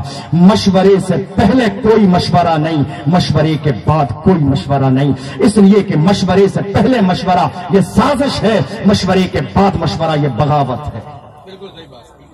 آج ہمارا سب سے بڑا مسئلہ یہی ہے. آپ کر تو لیجئے, مسجد میں, مدرسے میں, گھر میں, किसी भी इज्तिमाई घर में कोई मीटिंग कर तो लीजिए, आप उस जगह से बाहर बाद में निकलेंगे, वहां से खबर निकल के थाने पहले पहुंच जाएगी। आप उस मीटिंग हॉल से बाहर नहीं निकलेंगे, खबर पहले बाहर आ जाएगी कि ये प्लानिंग है, ये इरादा है, ये मंसूबा है, शुरुआत यहां से होगी, मेन ये है, इतना पैसा मिला, दिन ये है, वक्त ये है, जगह ये है, ये सारी बातें कर दी जाती हैं। इस्लाम ने इसीलिए तो पहले 1400 साल पहले कहा था, मशवरे से पहले कोई मशवरा नहीं, मशवरे के बाद कोई मशवरा नहीं, इसलिए कि मशवरे से पहले मशवरा ये साजिश है, मशवरे के बाद मशवरा ये बगावत है। जो इज्तिमाई सूरत में मशवरा ले लिया, तुम शामिल हो गए, तुम मुत्तहिद हो जाओ। जान जाती है तो जाती रहे, हमने जबान दी है, हम अपनी जबान पर कायम रहेंगे इंशाअल्लाह। ये जरूरत है आज कौम मुस्लिम की, मगर आज हमारे यहां ये चीजें नहीं है। अलमिया तो ये है, मस्जिदों के इमाम अगर वो बेचारे थोड़ी सी कौम को जगाने की कोशिश करते हैं, थोड़े से हालात बताने की कोशिश करते हैं अपनी जुमे की तकरीर में, तो बाज़ाब्ता कमेटियां आके उनको मना कर देती हैं, नहीं ये सारी बातें नहीं करनी, नमाज रोजे की बात बताओ, ये सारी बातें नहीं करनी मस्जिद में। कितने इमाम ऐसे हैं जिनके सीने में कौम का दर्द है, कितने उलमा ऐसे हैं जो कौम को जगाना चाहते हैं, बेदार करना चाहते हैं। क्या समझाया आपने? एक आलिम की जिम्मेदारी सिर्फ तीजा 40वां 20वां करना है? एक आलिम की जिम्मेदारी सिर्फ दरूद फातिहा है? एक आलिम की जिम्मेदारी सिर्फ दुआ तावीज जोड़े धागे करना? नहीं, ये सारे काम नहीं है। एक आलिम कौम मुस्लिम का लीडर होता है, उसका कौम जगाना है, उसका काम बेदार करना है, उसका काम राह दिखाना है, उसका काम तरीका दिखाना है। जो उनका काम है, खुदा के लिए इन आलिमों को जागने दो और इन आलिमों को जगाने दो। जिस दिन इन आलिमों को जगाने दोगे, पूरी कौम मुस्लिम बेदार होकर खड़ी हो जाएगी। और आज भी हमारी कौम क़ौम मुस्लिम दुनिया के सामने ये नारा लगाने के लिए तैयार हो जाएगी, खबरदार खबरदार, ले पना जल्द के गैरों की तरफ ध्यान गया, मेरे आका मेरे मौला तेरे कुर्बान गया, और तुम पर मेरे आका की इनायत न सही, नजरियो कलमा पढ़ाने का भी एहसान है। ये पूरी कौम जाग जाएगी अगर आज हमारे उलमा को उनके मेयार के मुताबिक बोलने का मौका दिया जाएगा, लेकिन मौका नहीं दिया जा रहा है। एक इमाम मस्जिद में जुमे की तकरीर में अगर मौजूदा हालात पर कोई बात कर दे तो मस्जिद से निकलने के बाद बातें शुरू हो जाती हैं, लगातार कई दिन चर्चा होता रहता है, इमाम साहब ने ये कह दिया, इमाम साहब ने ये कह दिया, ऐसे कैसे कह दिया, ये तो आलिम है, ये तो मौलाना है, इन्हें तो ये सब बातें नहीं करना चाहिए। मस्जिद में सियासत की बातें कर रहे हैं, सियासत की बातें मस्जिद में कर रहे हैं। आओ तुम तारीख सुनो, इस कायनात में मेरे रसूल से बड़ी जात न हुई है, न कयामत तक हो सकती है। मगर देखो, मेरे रसूल मस्जिद नबवी में है, सिद्दीक अकबर सामने है, फारूक आजम सामने है, उस्मान गनी सामने है, मौला अली सामने है, और लश्कर तैयार किया जा रहा है उनके लिए जो इस्लाम के लिए बगावत कर रहे हैं। मुझे बताओ, मस्जिद नबवी से अजीम मस्जिद है इस कायनात में? रसूल से बड़ा लीडर है इस कायनात में? मगर आप ये बात कैसे भूल गए? अजमेर मुकद्दस की सरजमीन पर आने वाली जो अजीम शख्सियत जिन्हें हम और आप गरीब नवाज के नाम से जानते हैं, जानते हो वो किसके सामने खड़े हैं? किसी गली मोहल्ले के पार्षद के सामने नहीं खड़े हैं, किसी एमएलए के सामने नहीं खड़े, किसी गांव देहात के प्रधान के सामने नहीं खड़े। गरीब नवाज उस दौर के बादशाह वक्त की आंखों में आंखें डाल के खड़े हैं, ऐलान फरमा रहे हैं, जान देने की नौबत आएगी, जान दे देंगे, मगर रसूल की शरीयत में शब खून मारने की इजाजत नहीं देंगे। क्या बात है, वाह वाह। गरीब नवाज की तालीमात। आज हमारे यहां क्या हो रहा है? जश्न। क्या हो रहा है हमारे यहां? जश्न। जश्न गरीब नवाज, जश्न सिद्दीक अकबर, जश्न गौसे आजम, जश्न महबूब इलाही, जश्न फुला, जश्न फुला, जश्न फुला। मुसलमानों, कब तक जश्न मनाते रहोगे? कब तक जश्न मनाओगे? अरे जश्न तो फतेह के बाद मनाया जाता है, तुमने क्या फतेह किया है? दिल पे हाथ रखो, सोचो इस बात को। دل پہ ہاتھ رکھ کے سوچو اس بات کو، جشن تو فتح کے بعد منایا جاتا ہے، تم نے کیا فتح کیا ہے؟ تم جشن مت بناؤ، تم جشن منانے کی کنڈیشن میں نہیں ہو، تم جشن کو بدل کے مشن کر دو، تم مشن غریب نواز مناؤ، مشن صدیق اکبر مناؤ، مشن فاروق اعظم مناؤ، تم جشن، یہ تین لفظ جیم شین نون، تم جشن کے لفظ کے اندر جیم ہٹا کے میم لگا دو، جشن کو مشن سے تبدیل کر دو، پھر دیکھو دنیا میں انقلاب پیدا ہو جائے گا۔ تم جشن امام ربانی مناتے ہو، تم جشن امام ربانی نہیں، مشن امام ربانی بناؤ۔ اللہ اکبر۔ کون امام ربانی؟ مجدد الفسانی۔ اسی ہندوستان کی سرزمین پر جب اسلام کو 1000 سال ہو گئے تھے تو اس کے ان پر گوار وزیروں نے کہا تھا قرآن کے مقابلے میں ایک کتاب تیار کر لی جائے، قرآن کے مقابلے میں کتاب تیار کر دی جانے لگی۔ اکبر نے دین الہی کو چلانے کی کوشش کی تھی۔ اللہ اکبر۔ تنے تنہا امام ربانی مجدد الفسانی اکبر کے دور میں جا کے کھڑے ہیں، جس کے لیے کہا تھا کسی رسول کے عاشق نے گردن نہ جھکی جس کی جہانگیر کے آگے، کھڑے ہیں سامنے اور جانے کے بعد کہتے ہیں اے اکبر سن لے، ہم جب تک زندہ ہیں دین کو نقصان نہیں پہنچنے دیں گے، ہماری جان جاتی ہے تو جاتی رہے مگر اسلام کو ایک حرف ادھر سے ادھر ہونے نہیں دیں گے۔ آج ضرورت اس بات کی ہے ہم جشن کی جگہ کیا کریں گے؟ مشن منائیے، مشن، جشن نہیں۔ یہ بات سمجھ آئی آپ کو؟ نہیں آئی؟ جشن فتح کے بعد منایا جاتا ہے، جشن کامیابی کے بعد منایا جاتا ہے۔ تم نے کون سی کامیابی حاصل کی؟ ارے تم اپنی بہن بیٹیوں کو پردہ نہ دے سکے، کون سی کامیابی حاصل کی؟ تمہارے گھر کی بہن بیٹیاں اسکوٹی لے کے مارکیٹ میں بغیر حجاب کے چلی جاتی ہیں، تم نے کون سا جشن منانے کا کام کیا جو جشن کی بات کی جا رہی ہے؟ آج ہمارے گھر میں ہماری بہن بیٹیاں بے پردہ ہیں، نمازوں سے دور ہیں، اسلام کی تعلیمات سے دور ہیں، ہم نے کون سا ایسا جشن منانے والا کام کر لیا؟ آج ہماری مسجدیں خالی ہیں۔ مسلمانوں کا حال یہ ہے، کوئی اگر کہہ دے صاحب اذان بند کر دو ہماری نیند میں خلل پڑتا ہے، اذان بند کر دو ہماری نیند میں خلل پڑتا ہے، حالانکہ یہ ایک پروپیگنڈا ہے لڑائی کا، یہ ایک پروپیگنڈا ہے نفرت پھیلانے کا۔ ان کی نیند میں خلل کسی اور چیز سے نہیں پڑتا، پوری رات ڈانس پارٹی ہوتی رہتی ہے، کسی کی نیند میں خلل نہیں پڑتا، شور شرابہ ہوتا رہتا ہے، کسی کی نیند میں خلل نہیں پڑتا، ٹرین کی آواز آتی چلی جاتی رہتی ہے، کسی کی نیند میں خلل نہیں پڑتا، بس اسٹینڈ قریب بسوں کی آواز آتی ہے، کسی کی نیند میں خلل نہیں پڑتا، روڈ کے قریب مکان ہے مگر کسی کی نیند میں خلل نہیں پڑتا، 2 منٹ کی مختصر سی اذان سے نیند میں خلل پڑ جاتا ہے۔ یاد رکھیے گا، ان ظالموں سے کہیے گا اذان کے خلاف بولنے والوں، اذان کے خلاف یہ کوئی نئی بات نہیں ہے، تم سے پہلے تمہارے باپ ابو جہل نے بھی یہی نعرہ دیا تھا اذان کو بند کر دیں گے، تمہارے دادا پردادا ابو لہب نے بھی یہی نعرہ دیا تھا اذان کو بند کر دیں گے، مگر اذان کو ابو جہل کا روب و تبدبہ بند نہ کر سکا، عتبہ و شیبہ کی طاقت بند نہ کر سکی۔ پوری دنیا میں آج اذان دی جاتی ہے اور انشاءاللہ صبح قیامت تک اذان دی جاتی رہے گی، مگر یاد رکھیے گا جب اذان کی بات آتی ہے آپ جذباتی ہو جاتے ہیں، روڈ پہ آ جاتے ہیں، دنیا سے کہتے ہیں ہم گردن کٹا دیں گے، ہم گردن کٹا دیں گے۔ مسلمانوں یہ مت کہو گردن کٹا دیں گے، تم گردن کٹانے کا نعرہ مت دو، تم اللہ کے گھر میں گردن جھکانے کا نعرہ دو، کٹانے کی نوبت ہرگز نہیں آئے۔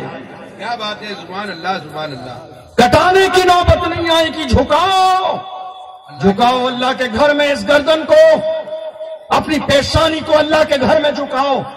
آج نماز چھوڑ دینے والا یہ سوچتا ہے کہ میں نے نماز چھوڑ دی، میں نے نماز چھوڑ دی، میں نے نماز چھوڑ دی، مگر یاد رکھ اللہ جب بندے سے ناراض ہوتا ہے تو وہ دولت نہیں چھینتا ہے، مال نہیں چھینتا ہے، شہرتیں نہیں چھینتا ہے، گھر نہیں چھینتا ہے، بلڈنگ نہیں چھینتا ہے، حویلی نہیں چھینتا ہے، اللہ جب ناراض ہوتا ہے تو سجدے کی توفیق چھین لیتا ہے۔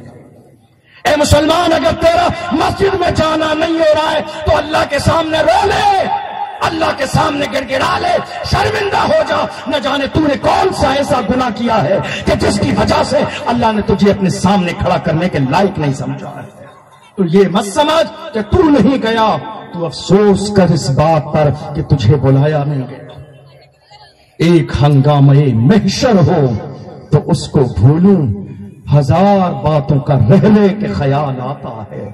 ہمارے اس ملک میں ٹائمز آف انڈیا کی سروے کے مطابق 2018، 19، 20 ان 3 سالوں میں تقریباً 40,000 40,000 مسلم لڑکیاں غیروں کے ساتھ بھاگ کر شادی کر چکی ہیں، اپنا دھرم پرورتن کر چکے ہیں۔ کیا کیا ہم نے؟ ہم جلسے کرتے رہے، میلاد کرتے رہے، نیاز کرتے رہے، 11ویں کرتے رہے۔ ہم نے کوئی مہم چلائی اپنی بیٹیوں کو اسلام سکھانے کی؟ ہم نے کوئی مہم چلائی ان کو حجاب دینے کی؟ ہم نے کوئی مہم چلائی انہیں اللہ سے ڈرانے کی؟ ہم نے کوئی مہم چلائی انہیں حضرت سودا اور میمونہ کی سیرت پڑھانے کی؟ ہم نے کوئی مہم چلائی انہیں کنیز فاطمہ بنانے کی؟ آج ہمارے یہاں مردوں کے لیے جلسے تو ہو جاتے ہیں، عورتوں کی تعلیم کا کیا انتظام ہے؟ ان کو پڑھانے کا کیا انتظام ہے؟ 3 سال کے زمانے میں ہمارے ساتھ رہنے والی حیدرآباد کی سرزمین پر ایک بچی چلی گئی کسی غیر کے ساتھ، اس ظالم نے میٹھی باتیں کر کے اس کو اپنے عشق میں آج دنیا رونا رو رہی ہے، یہ میرا پہلا عشق ہے، پہلا عشق ہے۔ ظالم، یہ تیرا پہلا عشق ہے جس میں تیری ماں راضی نہ ہو، لعنت ہے تجھ پر اور تیرے عشق پر۔ جس پر تیرے باپ راضی نہ ہو، لعنت ہے تجھ پر تیرے عشق پر۔ جس پہ خاندان کی عزت داؤ پہ لگ جائے، لعنت ہے ایسے پہلے عشق پر۔ جس پر بابا کی اور ماں کی عزت داؤ پہ لگ جائے، لعنت ہے تیرے عشق پر۔ دیکھ، تو نے مدینے والے مصطفیٰ کا کلمہ پڑھا ہے، میرے نبی نے کیا فرمایا؟ رضا الرب فی رضا الوالد وسخط الرب فی سخط الوالد۔ ماں باپ اگر راضی ہے تو اللہ راضی ہے، ماں باپ اگر ناراض ہے تو اللہ ناراض ہے۔ یاد رکھ، تو پہلے عشق کی بات کرتا ہے، کوئی حیثیت نہیں ہے تیری محبت کی، کوئی حیثیت نہیں ہے تیرے پہلے عشق کی۔ نہ جانے ان 1400 سالوں میں کتنے پہلے عشق کا نعرہ لگانے والے آئے اور چلے گئے، مگر یاد رکھ، زندہ وہ ہیں جنہوں نے رسول کی شریعت کی غلامی کا پٹا اپنے گلے میں ڈالا ہے۔ زندہ وہ ہیں جو ماں باپ کی عظمت کرتے آئے ہیں۔ زندہ وہ ہیں جنہوں نے ماں باپ کی عظمت کا صحرا اپنے سر پہ سجایا ہے۔ آج ہمارا حال یہ ہے، ہمیں یہ ساری باتیں پتہ نہیں ہیں۔ ایک نوجوان نے محبت کے نام پر ایک مسلمان بیٹی کو دھوکہ دیا، اور دھوکہ دینے کے بعد میں اپنی فیملی کو بتایا نہیں، اس لڑکی کو نکال کر لے گیا، شادی کی، لے جا کر کسی ایک جگی میں ڈال دیا پرانے علاقے میں، اور اس کے ساتھ رہتا رہا۔ کبھی یہ نہ بتایا اس کی فیملی کہاں ہے، کبھی یہ نہ بتایا اس کا گھر کہاں ہے۔ بیچاری غریبی کی زندگی گزارتی رہی، پریشانی کی زندگی گزارتی رہی، بھوکی رہی، پیاسی رہی۔ یہ جو پہلے عشق کا جادو تھا اس کے سر پر چڑھ کر بول رہا تھا، ہوا یہ تھوڑے دن کے بعد جب ایک بچے کی پیدائش ہو گئی۔ حیدرآباد کی سرزمین کا واقعہ، جب ایک بچے کی پیدائش ہوئی، اس نے چند باتیں اس سے کی۔ میں نے سنا ہے کہ تم کئی رات غائب رہتے ہو، تمہاری ایک شادی اور بھی ہو چکی ہے، تمہاری فیملی کہیں اور ہے، تمہارے ماں باپ کہیں اور ہے، تم نے مجھے دھوکہ دیا ہے، تمہاری ایک بیوی اور ہے، مجھے جا کے ان سے ملنا ہے، اتنا کہنا تھا۔ اسی رات میں اس ظالم نے اس عورت کے گلے کو باضابطہ تلوار سے کاٹ کر 2 ٹکڑے کر دیے ہیں۔ اللہ اکبر، ذرا اندازہ تو لگائیے کیا ہو رہا ہے ہماری بہنوں کے ساتھ، کیا ہو رہا ہے ہماری بیٹیوں کے ساتھ۔ دراصل یہ نادانی ہماری بھی ہے، ہماری ماں کی بھی ہے، باپ کی بھی ہے۔ آج جب ہماری بیٹی 20 سال کی یا 22 سال کی ہوتی ہے تو ایسے عالم میں ہمارا مزاج یہ ہے کہ ہم بیٹی کو برتھ ڈے گفٹ کے نام پر لا کر 20,000 کا فون دے دیتے ہیں۔ مجھے بتاؤ، ذرا غور تو کرو، آپ کی بیٹی کا کون سا اتنا بڑا کاروبار چلتا ہے کہ جس کو 20,000 کے فون کی ضرورت ہے؟ کون سی اتنی بڑی فیکٹریاں آپ کی بیٹی کی چل رہی ہے کہ جس کو 22,000 کے فون کی ضرورت ہے؟ کون سا اتنا بڑا کاروبار اور ہزاروں کی تعداد میں اس کے نیچے ورکر لگے ہوئے کام کرنے والے کہ اسے 20,000 کے فون کی ضرورت ہے؟ مگر آپ نے کبھی سمجھا نہیں، راتوں رات بات کرتی ہے، مگر آپ نے کبھی غور نہیں کیا آپ کا بیٹا راتوں رات بات کرتا ہے، کبھی آپ نے غور نہیں کیا۔ لوگ تو آج یہ سمجھ لیتے ہیں منگنی کی رسم ہو جانے کے بعد لڑکی سے بات کرنا یہ ان کا شرعی حق ہے۔ یاد رکھیے گا، اسلام کا مزاج یہ ہے، پیغمبر کا مزاج یہ ہے، شریعت کا حکم یہ ہے، فتویٰ یہ ہے کہ جب تک نکاح نہ ہو جائے مرد کا عورت سے بات کرنا حرام ہے، حرام ہے، کسی بھی صورت میں جائز نہیں ہے۔ جو ذمہ دار ہے قیامت کے دن اس سے سوال کیا جائے گا۔ ماں ذمہ دار ہے، باپ ذمہ دار ہے، بھائی ذمہ دار ہے، سب کے سب ذمہ دار ہیں، جانتے بھی ہیں سمجھتے بھی ہیں، اس کے بعد نظر انداز کرتے چلے جا رہے ہیں، جانتے بھی ہیں سمجھتے بھی ہیں، اس کے بعد اگنور کرتے چلے جا رہے ہیں۔ یاد رکھو، اگر آج نظر انداز کر رہے ہو تو کل سر جھکا کر تمہیں ہی بیٹھنا پڑے گا، کل آنسو تمہیں نکالنا پڑیں گے، پھر جاؤ گے ان مولاناؤں کے پاس، کرنے دھرنے والوں کے پاس، تعویذ دے دو تعویذ تعویذ دے دو. یہ 20,000 40,000 تم سے دعا تعویذ کے نام پر لے لیں گے کہ تمہاری بیٹی فلاں علاقے میں ہے، فلاں علاقے میں، فلاں. ان بیچارے کو خود نہیں معلوم، ان کو خود یہ اتنے زیادہ پہنچے ہوئے ہوتے تو یہ دعا تعویذ کر کے تم سے اپنا پیٹ پال رہے ہوتے. ارے جو غلط ہے اسے غلط کہا جائے گا، بات کسی کی بھی ہو، چاہے مولانا کی ہو یا کسی کی بھی ہو، جو غلط ہے اسے غلط کہا جائے گا. ان تمام غلط رسموں کے چکر میں مت پڑیے کہ مولانا کا تعویذ آپ کی بیٹی، بھاگی ہوئی بیٹی کو گھر واپس لا دے گا. ارے کوئی مطلب نہیں ہے ان باتوں کا. اپنی بیٹی کو کنیز فاطمہ بنا دو، اسے لا کے حجاب دے دو، اس کو لا کے رسول کی سیرت پڑھا دو، اسے لا کے حضرت ام سلمہ کا مزاج دے دو، عائشہ کی سیرت پڑھا دو، خدیجۃ الکبریٰ کا ابتدائی دور پڑھا دو. وہ کسی بھی دور میں جان کی قربانی دے سکتی ہے مگر اپنے ایمان کا سودا نہیں کرے گی، اپنی عزت کا سودا نہیں کرے گی، باپ کی عظمت کا سودا نہیں کرے گی، ماں کے وقار کا سودا نہیں کرے گی اگر آپ اسے کنیز فاطمہ بنا دو گے. آج ہم افسوس میں ہیں، ہم افسوس میں ہیں. کیا ہو گیا آج ہماری قوم کو؟ کیا ہو گیا آج ہماری قوم کو؟ لوگ ٹارگیٹ کر رہے ہیں. یاد رکھیے باضابطہ تنظیمیں چل رہی ہیں، باضابطہ تنظیمیں چل رہی ہیں مسلمان بچیوں کو ٹارگیٹ کرنے کے لیے. باضابطہ سیلری دی جا رہی ہے ٹارگیٹ کرنے کے لیے، باضابطہ پیسے دیے جا رہے ہیں ٹارگیٹ کرنے کے لیے، باضابطہ پوری تیاری کی جا رہی ہے بالکل ٹارگیٹ کرنے کے لیے. ارے ایسے ایسے لوگ تیار کر دیے گئے جنہوں نے اسلام کا کلمہ پڑھا نہیں لیکن ٹریننگ اس انداز میں دی گئی ہے کہ وہ آپ سے سلام بھی کریں گے، آپ سے مصافحہ بھی کریں گے، آپ کی خیریت بھی پوچھیں گے، آپ کے قریب بھی آ جائیں گے، آپ کے دل کا حال بھی لے لیں گے اور آپ کو اندازہ نہیں لگ پائے گا یہ آپ کی جان کا دشمن ہے یا ایمان کا دشمن ہے. اس لیے اسلام کو پڑھیے. آج عالم یہ ہے طلاق کا مسئلہ ہو گیا، آپ کے دل میں تکلیف ہے. نہیں صاحب، اسلام کے بارے میں غیر کیوں بولتے ہیں؟ ہمارے علماء کو بولنا چاہیے. مگر قوم مسلم کا حال یہ ہے، مسلمانوں نے کچھ سوچا بھی تو نہیں، مسلمانوں نے کچھ کیا بھی تو نہیں، کبھی غور بھی تو نہیں کیا. آج ہمارے حال یہ ہے، اگر ایک ہمارا محلے کا پڑوسی 20,000 کے ڈیزے اپنی شادی میں بجا لے تو برابر والے کی پلاننگ یہ ہوتی ہے مجھے 40,000 کے ڈیزے لگانا ہے، اس کے برابر والے کی پلاننگ یہ ہوتی ہے مجھے 60,000 کے ڈیزے اپنے دروازے پہ لا کے لگانا ہے. یہ منصوبہ آج قوم مسلم کا ہے. ارے تمہاری شادیاں کیسی شادیاں ہیں؟ یہ شادیاں جس میں ننگا ناچ کیا جا رہا ہے یہ قوم مسلم کی شادیاں نہیں ہیں. یہ ڈھول بجانے والی شادیاں رسول کے غلاموں کی شادیاں نہیں ہیں. یہ ناچنے گانے والی شادیاں میرے رسول کے غلاموں کی شادیاں نہیں ہیں. ارے ذرا غور تو کرو.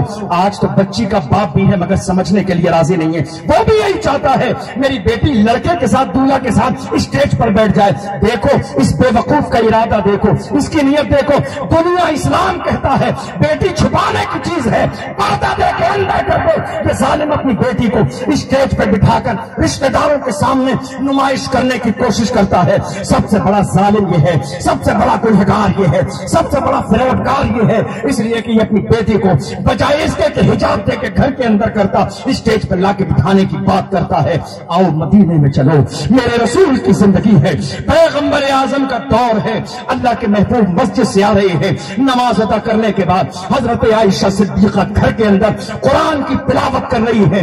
عالم یہ ہے پیغمبر اعظم نے گھر کے دروازے پر حضرت عائشہ صدیقہ کے قرآن کے پڑھنے کی آواز سنی.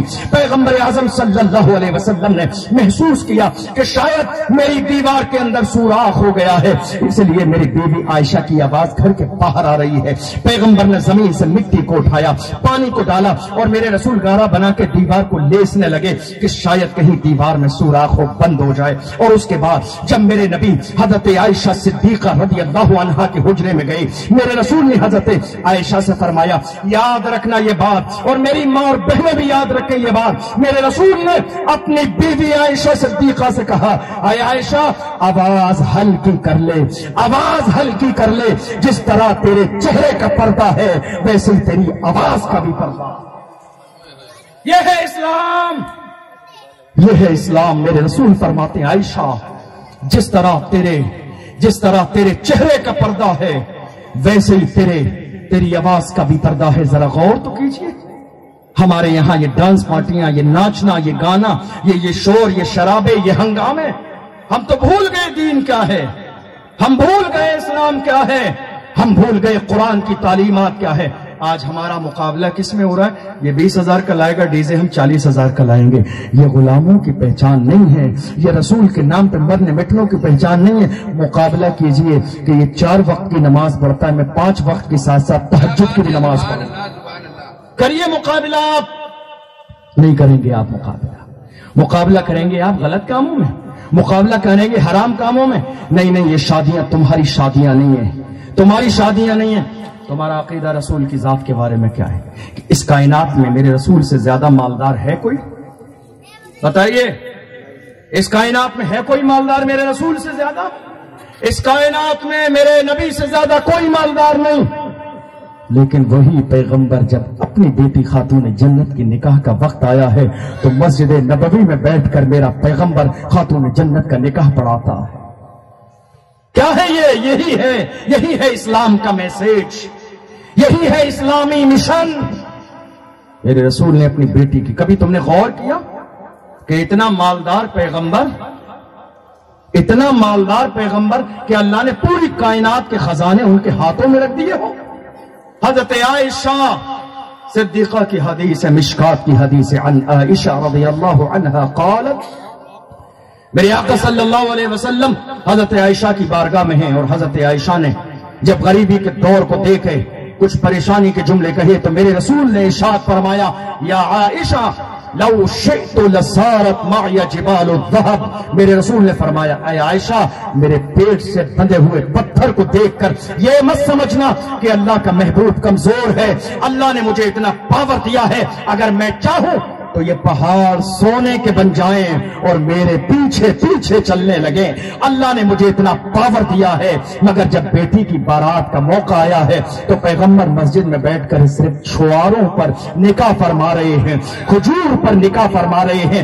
یا رسول اللہ، حضرت عقبہ بن عامر آتے ہیں تو آپ انہیں جنت دیتے ہیں۔ ہاں، میرے رسول وہی پیغمبر ہیں جن کو اللہ نے اتنا کمال عطا فرمایا کہ دنیا ہی میں ہوتے ہوئے میرے رسول نے صحابہ کو جنتی ہونے کی بشارت دی، جنتی ہونے کا ٹکٹ عطا فرمایا۔ میرے رسول فرماتے ہیں، ابو بکر جنتی ہے، عمر جنتی ہے، عثمان جنتی ہے، علی جنتی ہے، طلحہ جنتی ہے، زبیر جنتی ہے، عبد الرحمن بن عوف جنتی ہے، سعد ابن ابی وقاص جنتی ہے۔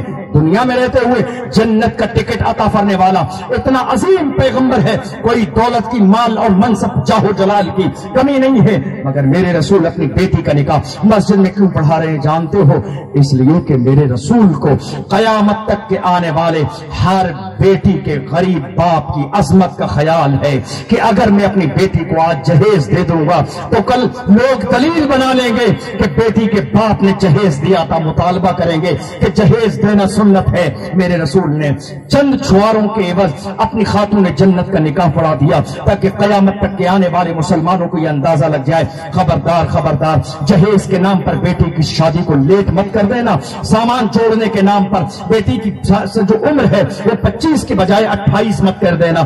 آج حال یہی ہے، یہ ارتداد کا ماحول کیوں چل رہا ہے، یہ لڑکیوں کے بھاگنے کا مزاج کیوں چل رہا ہے؟ میرا کسی پر تانا نہیں ہے، معافی چاہتا ہوں، یہ ساری دنیا کی جتنی بھی عورتیں وہ میری اسلامی بہن ہیں، لیکن ایک مزاج ہے، آج ہم بیٹیوں کی شادی میں تاخیر کر رہے ہیں۔ میرے رسول نے فرمایا، بیٹیوں کو شادی جلدی کرو تاکہ گناہوں سے لبریز نہ ہو، گناہوں سے بچتی چلی جائیں، بری نظر ان کے چہرے پہ کسی کی نہ پڑے، ان کے دل میں کسی کے لیے برا ارادہ نہ ہو، ان کے دل میں کسی کے لیے کوئی خلاف سازش اور پلاننگ نہ ہو۔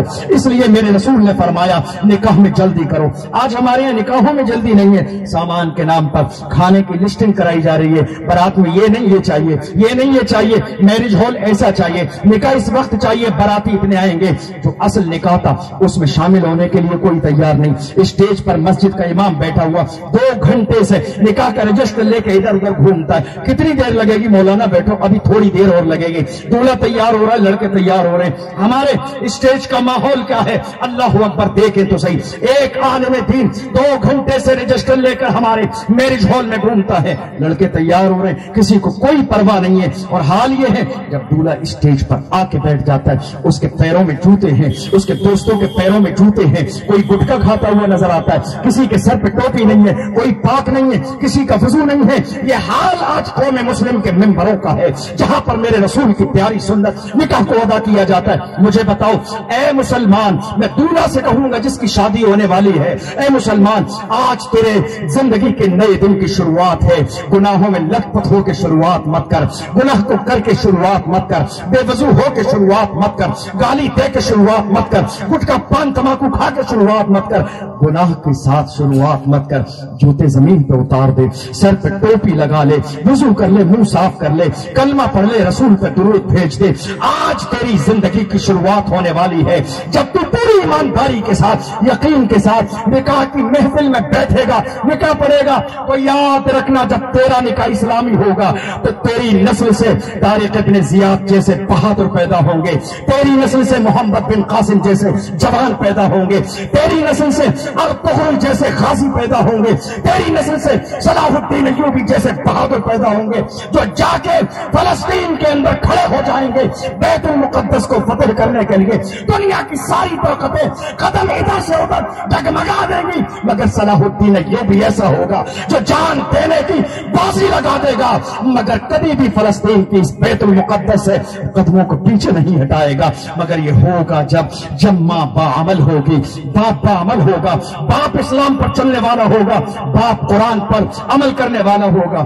ہمیں بدلنا ہوگا, انداز بدلنا ہوگا, طرز بدلنا ہوگی, طریقے بدلنا ہوں گے. طور طریقے ہم جب تک نہیں بدلیں گے ہمارا سماج نہیں بدلے گا, مزاج نہیں بدلے گا, طریقے نہیں بدلیں گے. یاد رکھیے ایک عورت, میرے رسول نے کیا فرمایا, میرے آقا صلی اللہ علیہ وسلم نے کیا فرمایا. آج ایک شوہر کوشش کرتا ہے, شادی کا موقع ہے, وہ قرضہ لیتا ہے, کہیں اور سے پیسے لاتا ہے, کچھ بھی کرتا ہے, لیکن اپنے گھر کی ماں کو, بہن کو, بیٹی کو اچھے سے اچھا لباس دینے کی کوشش کرتا ہے تاکہ وہ دنیا میں سماج کے لوگوں کے سامنے باعزت رہے. ان کے پاس اس لیول کا لباس ہو, ان کے پاس اسی لیول کے شوز ہوں, ان کے پاس اسی لیول کا دوپٹہ ہو, ان کے پاس اسی لیول کی پیروں میں پہننے والی چپل اور پازیب ہو, ان کے ہاتھوں میں اسی لیول کی پہننے والی چوڑی ہو. یہ آج ایک مسلمان کی سوچ اور پلاننگ ہے, وہ یہ کرتا ہے تاکہ وہ سماج میں عزت کے ساتھ زندگی گزارے. مگر اے مسلمانوں, دل پہ ہاتھ رکھ کے سوچو, کبھی تم نے اپنی بیٹی کے ہاتھ میں میری رسول کی شریعت کا وہ سبق پڑھایا کہ جس کو پڑھنے کے بعد جس طرح دنیا میں سماج میں عزت کے ساتھ جیے, ویسی قیامت کے میدان میں عزت کے ساتھ جائے, ویسی جنت میں عزت کے ساتھ جائے, ویسی خاتون جنت کی کنیز بن کے عزت کے ساتھ جائے. وہ سبق کیوں نہیں پڑھایا, وہ درس کیوں نہیں دیا, وہ سبق کیوں نہیں پڑھایا. کاش تم نے اپنی بیٹی کو خدیجہ والا سبق پڑھا دیا ہوتا, ام سلمہ کا درس دے دیا ہوتا, خاتون جنت کا مزاج دے دیا ہوتا, تو یہ لڑائی لڑ کے جھگڑا کر کے طلاق لے کے میکے میں آ کے نہ بیٹھتی, پریشانیاں برداشت کر لیتی, مگر پھر بھی شوہر کے گھر ہوتی, طلاق لے کے نہیں آتی. آج سب سے بڑا مسئلہ آپ کو معلوم ہے, گورنمنٹ طلاق کا قانون کیوں بنا رہی ہے؟ طلاق کا قانون اس لیے بنا رہی ہے کہ آج ہمارے یہاں سب سے زیادہ طلاقیں ہونے لگی. کھانے میں نمک کم ہے, طلاق دے دی. بیوی نے لباس مانگ لیا, طلاق دے دی. بیوی نے میکے جانے کی چھٹی مانگ لی, طلاق دے دی. بیوی نے کپڑوں پر پریس کر کے استری کر کے نہ رکھی, طلاق دے دی. دارالافتاء میں چلے جائیے, ہزاروں ایسے مسائل موجود ہیں. چھوٹی چھوٹی باتوں پر عورتوں پر ظلم کیا جاتا ہے, چھوٹی چھوٹی باتوں پر طلاق دے دی جاتی ہے. مگر یاد رکھیے میرے رسول صلی اللہ علیہ وسلم کا آخری وقت ہے, میرے رسول پردہ فرمانے والے ہیں اس دنیا سے, اور آخری لمحات میں میرے رسول کی زبان پر دو جملے ہیں. میرے رسول امت مصطفیٰ صلی اللہ علیہ وسلم کو وصیت فرما کے جا رہے ہیں. میرے نبی فرماتے ہیں استوصوا بالنساء خیرا. میرے رسول فرماتے ہیں اے لوگوں خبردار خبردار, جب تک زندہ رہو نماز نہ چھوڑنا. اور فرمایا عورتوں کے بارے میں تمہیں بھلائی کا حکم دے کے جاتا ہوں, عورتوں پر ظلم نہ کرنا, انہیں ستانا نہیں, انہیں پریشان نہ کرنا, انہیں گھر سے باہر نہ نکالنا, ان کی طاقت سے زیادہ کام نہ لینا, انہیں گالی نہ دینا, ان کے میکے کے بارے میں کبھی انہیں برا مت کہنا, بلکہ اللہ نے ان کو تمہارے مقابلے میں کمزور بنایا ہے. احساس کرنا کہ وہ تمہارے مقابلے میں کمزور ہے. غلطی ہو جائے تو نظر انداز کر دینا, پریشانی ہو جائے تو نظر انداز کر دینا, کھانا نہ بنے تو نظر انداز کر دینا, کپڑے استری نہ ہو تو نظر انداز کر دینا. طلاق کا مزاج پیدا مت کر لینا, اس لیے کہ ایسا نہیں ہے تم طلاق دے دو گے تو صرف عورت کا گھر بگڑ جائے گا. نہیں نہیں, طلاق دینے سے صرف ایک کا گھر نہیں بگڑتا ہے, بلکہ آدمی کی طرح عورت کی بھی پوری زندگی برباد ہو جاتی ہے. پوچھو اس سے جنہوں نے جذبات کی بنیاد پر طلاق دے دی. المیہ یہ ہے, آج ایک مرد طلاق دینے کے بعد, پوری 3 طلاقیں دینے کے بعد دارالافتاء کے مفتی سے جا کے رجوع کرتا ہے, حضرت میں نے غصے غصے میں طلاق دے دی، کوئی راستہ نکال دیجئے، کوئی راستہ نکال دیجئے۔ یاد رکھیے ہمارا کام راستہ اپنی مرضی سے نکالنا نہیں ہے، جو پہلے سے راستہ شریعت نے مقرر کر دیا ہے وہ راستہ دکھانا ہے، اپنی طرف سے راستہ بنانا نہیں ہے۔ شریعت نے فرمایا، پیغمبر اعظم نے فرمایا، عورت غلطی کرتی ہے نظر انداز کر دو، معاف کر دو، بدلے کا مزاج پیدا مت کرو۔ کیا ملے گا تمہیں بدلہ لے کے؟ کیا ملے گا تمہیں لڑائی کر کے؟ کیا ملے گا تمہیں جھگڑا کر کے؟ تم اپنے آپ کو اور اپنے گھر کو برباد کر لو گے۔ مسلمانوں ذرا غور تو کرو، سنبھلنا ہوگا۔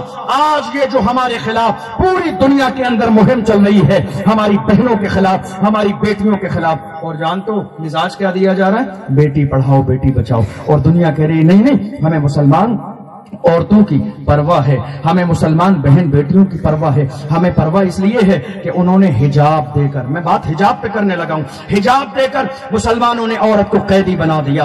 اس لیے مسلمان کی طرح ایک عورت کو بھی کاندھے سے کاندھا ملا کے کھڑے ہونے کا موقع دو، اس کو مرد کے برابر عزت دو۔ ارے جب قرآن نے انہیں مرد کے برابر عزت نہیں دی، برابری کا اسلام نے مزاج نہیں دیا، اسلام نے کیا کہا؟ الرجال قوامون علی النساء، مرد عورت پر حاکم ہے۔ حاکم مذہب اسلام نے مرد کو بنایا، محبت عورت کو ملے، حکومت شوہر کو ملے۔ یہ دو چیزوں کا کانسیپٹ مذہب اسلام میں موجود ہے۔ اسلام کا اعلان یہ ہے، محبت گھر میں عورت کو ملے مگر پاور شوہر کو ملے، فیصلے کا حق شوہر کو ملے، نظام کا حق شوہر کو ملے۔ محبت کا جو مزاج میرے رسول نے دیا ہے اس عورت کے لیے دیا ہے، مگر یاد رکھیے گا اس عورت کو آپ کو اسلام کی لمٹ بتانا ہے، اس عورت کو حجاب دینا ہے۔ آج ہماری ماں اور بہنیں یہاں سن رہی ہے، یاد رکھیں سوشل میڈیا استعمال کرنے والی ماں اور بہنیں دیکھتی ہوں گی، لوگ کہتے ہیں مسلمانوں کی مانسکتا کتنی عجیب ہے، جو عورت کو برابری کا درجہ نہیں دیتے، عورتوں پر ظلم کرتے ہیں، عورتوں کو دبانے کی کوشش کرتے ہیں، حجاب دے کر ان کو گھر کے اندر بند کرنے کی کوشش کرتے ہیں۔ دیکھیے ایک لفظ ہے عورت، اس لفظ عورت پر غور کر لیجئے، ڈکشنری کو کھول کر دیکھ لیجئے، عورت کا مطلب ہی ہوتا ہے چھپانے والی چیز۔ اس لفظ پر غور کر لیجئے، ڈکشنری آپ پڑھے لکھ کے سمجھدار ہیں، ڈکشنری کھول لیجئے، عورت کا مطلب یہ چھپانے والی چیز۔ عورت چھپانے والی چیز ہے، پیپر میں چھپانے والی چیز نہیں ہے۔ اسلام نے کہا عورت کو پردہ دو تاکہ گھر کے اندر رہے، کسی کی بری نظر اس کے چہرے پر نہ پڑے۔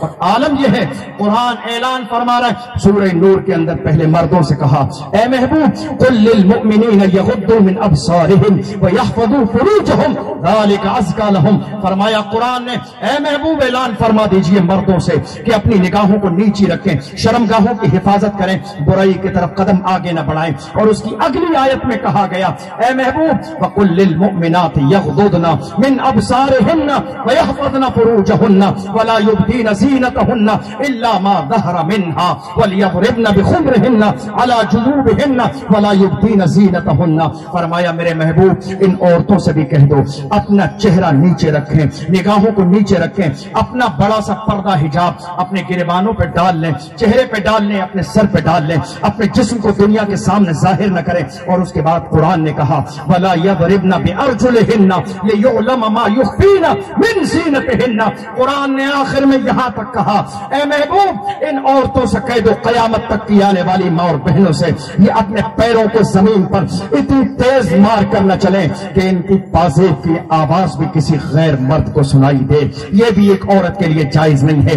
زمین پر ہلکا پیر رکھیں، گھنگرو والی پازیب نہ پہنیں تاکہ کسی کو ان کی آواز سنائی دے۔ اللہ اکبر، یہ ساری باتیں ہیں عورت کو پروٹیکشن دینے کے لیے، یہ ساری باتیں ہیں عورت کو حفاظت کرنے کے لیے، یہ ساری باتیں ہیں اس کی عظمت کو بتانے کے لیے، ورنہ دیکھ لو کوئی ایسی بات نہیں ہے جو سمجھ میں آنے والی نہیں ہے۔ تھوڑے سے دن پہلے کی بات ہے، اناؤ کی سرزمین پر ایک بہن بیٹی کے ساتھ کتنا ظلم ہوا، ماں روتی رہ گئی، بہن روتی رہ گئی، باپ روتا رہ گیا، بھائی روتا رہ گیا، درندگی کر دی گئی، مار دیا گیا، بلاತ್ಕಾರ کر دیا گیا، اور تھوڑی سی دیر میں رات میں اس بیٹی کو جلا دیا گیا۔ وہ باپ جس نے انگلی پکڑ کے چلنا سکھایا چہرہ نہ دیکھ سکا، وہ ماں کے جس نے 9 مہینے پیٹ میں رکھا وہ اس کا چہرہ نہ دیکھ سکی۔ اناؤ کی سرزمین کا واقعہ سوشل میڈیا کے ذریعے دیکھ لیجئے گا، ملک کے کونے کونے میں 5 سال کی بچی کے ساتھ کیا ہوا، 8 سال کی بچی کے ساتھ کیا ہو رہا ہے، 10 سال کی بچی کے ساتھ کیا ہو رہا ہے، 12 سال کی بچی کے ساتھ کیا ہو رہا ہے، غور کیجئے۔ یہ میرے رسول نے کہا اسے پردہ دے دے تاکہ کسی بد نظر کی نظر اس کے چہرے پہ نہ پڑے، اسے حجاب دے دے تاکہ کسی ظالم کی نظر اس کے چہرے پہ نہ پڑے، اسے حجاب دے دے تاکہ اس کی جسم کی زینت کو اس کے شوہر اور بھائی بیٹے کے علاوہ کسی اور کو دیکھنے کا موقع نہ ملے۔